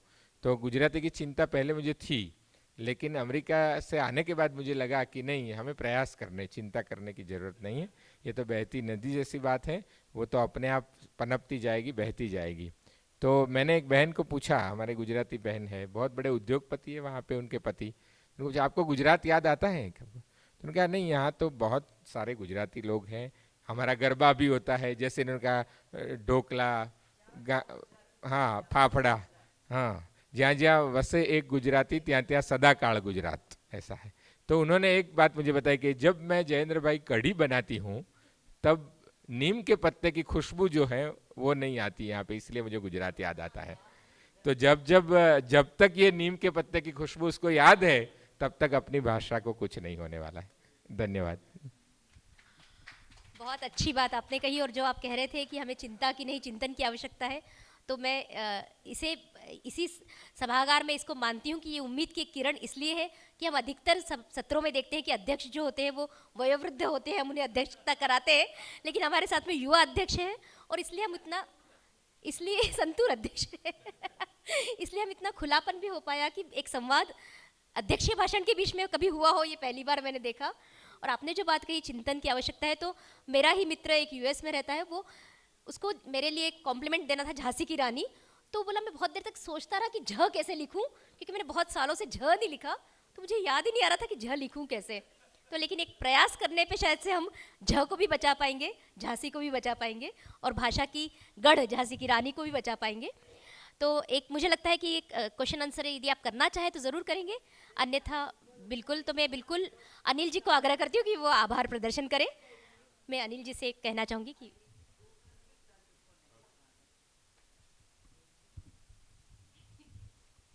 जी आज हम लोगों का ये जो सत्र है ये समापन हो रहा है, जिसका बड़ी प्रसन्नता की बात है कि इसमें जो लोग भाग ले रहे हैं और जो बातचीत कर रहे हैं उसमें ज़्यादातर लोग ऐसे हैं जो कि दिल्ली के भी नहीं हैं। इतनी दूर से हम सब लोगों से बात करने के लिए संवाद करने के लिए, अपने अनुभव साझा करने के लिए आए हैं। मैं विशेष रूप से आभारी हूँ जयेंद्र जी का। और जयेंद्र जी हमने देखा कितना अच्छा बोलते हैं और उसमें तत्व भी रहता है, कंटेंट भी रहता है। और युवा हैं ये, जैसे आपने रेखांकित किया इस बात को। तो जब इस कार्यक्रम की कल्पना कर रहे थे तो स्वरांगी जी को तो ध्यान ही है कि शुरू से ही हमने कहा कि जयेंद्र जी को इसमें अवश्य बुलाना है और जयेंद्र जी को हमने तो मैं समझता हूँ कि एक ऐसा युवा जो साहित्य और भाषा के प्रति समर्पित हो, और जैसा कहा भी कि कई जगह ऐसी कोई साहित्य अकादमी उस तरह से काम नहीं कर रही। अभी एक वर्ष पूर्व बहुत बड़ा कार्यक्रम किया था जयेंद्र जी ने, उसमें हम सब लोग गए थे गुजरात एकता स्थान, सरदार पटेल जी का जो स्थान है उसके ऊपर स्टैचू ऑफ यूनिटी। तो बहुत ही शानदार कार्यक्रम वो हुआ था और उसका सारे देश से लोगों को बुलाया था और उसका सारा श्रेय, मुख्य रूप से श्रेय जयेंद्र जी को है। भारतीय भाषा मंच ने वो कार्यक्रम आयोजित किया था। तो भारतीय भाषाओं के लिए काम करने वाला ऐसा एक युवा समर्पणशील व्यक्ति और बौद्धिक क्षमता संपन्न हमारे बीच में, एक बार तालियों के साथ हम जयेंद्र जी का धन्यवाद करते हैं। जब इस कार्यक्रम की कल्पना कर रहे थे कि ये डायस्पोरा लैंग्वेज कैसे हो सकता है, तो पहला नाम जो मेरे ध्यान में आया वो तितिक्षा जी का ध्यान में आया कि ये, क्योंकि मैं 5 वर्ष ब्रिटेन में रहा हूँ और मैंने देखा है कि वहाँ पर, और इसमें ये भी आप लोगों को मैं कहना चाहता हूँ कि हमारा हिंदी के अतिरिक्त बाकी भी भाषाएं डायस्पोरा लैंग्वेज है, इसके बारे में बहुत लोगों को अंदाज़ा नहीं। जैसे अभी मैं सिंगापुर गया था, तो सिंगापुर में वहाँ की अधिकृत रूप से जो तीसरी भाषा है वो तमिल है, परंतु हम जब हमारी कल्पना में आती है कि हिंदी कहाँ है, तो भारतीय भाषाएं बहुत स्थानों पर बहुत बोली जाती हैं। जैसे गुजराती है, तो दुनिया में गुजराती डायस्पोरा बहुत स्ट्रॉन्ग है। मैं अगर ये कहूँ कि फिजी में मैं था, तो फिजी में 90% व्यवसाय जो है वो गुजरातियों के हाथ में। जब मैं ब्रिटेन में था तो जैसे गढ़वी गुजरात और इस तरह के सब उसका उल्लेख किया, देश के बड़े एंटरप्रेनर्स, बड़े उद्योगपति, बड़े अखबार चलाने वाले वो गुजराती हैं। तो गुजराती और मराठी और तेलुगु और तमिल, बंगाली, इन भाषाओं को जो डायस्पोरा में जो सम्मान प्राप्त है उसकी भी हमको जानकारी होनी चाहिए, और इसीलिए इसका विषय रखा गया डायस्पोरा लैंग्वेज, सिंधी भाषा। हाँ, तो हाँ, सिंधी भाषा भी जैसे है, अभी भारत में उसके कारण से एक स्थान नहीं है, परंतु एक स्थान पर नहीं है, परंतु सारी दुनिया में बिखरी है, तो वो भी एक प्रमुख डायस्पोरा लैंग्वेज है। अश्वनी जी महाराष्ट्र से हैं मूलतः, परंतु इस समय वो नीदरलैंड में रहती हैं। भाषा के प्रति जो बहुत कम लोग ऐसे हैं जिनका ऐसा समर्पण है, जैसे अश्वनी जी का, हमारे मनीष पांडे वहाँ से हैं। हमारी जो वेबसाइट और जितना भी काम होता है वो मनीष पांडे अमेज़न में काम करते हैं, निःशुल्क पिछले 2 वर्ष से वो उपलब्ध करा रहे हैं। अश्वनी जी की भी ऐसी स्थिति है। जब हमने हिंदी तरभाषी क्षेत्रों में प्रतियोगिता की तो इनका एक फ़ोन आया, इन्होंने कहा कि मैं बहुत प्रसन्न हूँ, पहली बार मेरे जो बच्चे हैं, परिवार के छोटे बच्चे, वो इसमें भाग ले रहे हैं और आपके कार्यक्रम की वजह से उन्हें मौका मिला, तो मुझे बहुत अच्छा लगा। तो मैं अश्वनी जी नीदरलैंड से आई, उनका बहुत धन्यवाद देता हूँ। हमारे अखिल भारतीय साहित्य परिषद से पुरुषोत्तम जी का नाम मिला, तो हमने सोचा कोई महाराष्ट्र का नाम होगा, उन्होंने कहा ये आगरा से हैं लेकिन मराठी हैं, तो बहुत ही अच्छा लगा। और मेका खेमानी जी ने भी इस कार्यक्रम में शरीक हुई, आपका भी बहुत बहुत धन्यवाद। तो ये एक, जैसे हमने कहा था कि एक इवेंट नहीं है, हम लोग तो एक लगातार, जैसे मैंने अभी 1 साल पहले के कार्यक्रम की बात की, अभी 15 दिन पहले हम लोग फिर जयेंद्र जी ने कार्यक्रम किया था, सूरत में थे, उससे 1 महीने पहले भोपाल में कार्यक्रम किया था, संतोष चौबे जी ने, उससे 1 महीने पहले देहरादून में कार्यक्रम हुआ था, और अब ये कार्यक्रम हो रहा है। तो ये एक कड़ी है। तो हम भाषाओं पर जो काम करने वाले लोग हैं, आपस में मिलजुल कर संवाद करते हुए इन भाषाओं के क्रम को आगे बढ़ाएं, ऐसा मेरी अपेक्षा है। यहाँ एक बहुत महत्वपूर्ण व्यक्ति संयोग से इस सत्र में आ गए हैं, तो मैं उनका परिचय कराए बिना तो कैसे वो कर सकता हूँ। हिंदी के बहुत बड़े कवि, गज़लकार बाल स्वरूप राही जी हमारे बीच में हैं।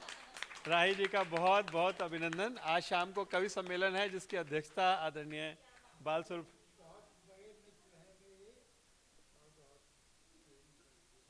तो अभी आप इधर आए थे तो हमने कहा कि तो आपका भी संयोग से आपका आना हुआ, तो आप सबका बहुत बहुत धन्यवाद। और हम अभी थोड़ी देर में उसके बाद अगला सत्र। धन्यवाद।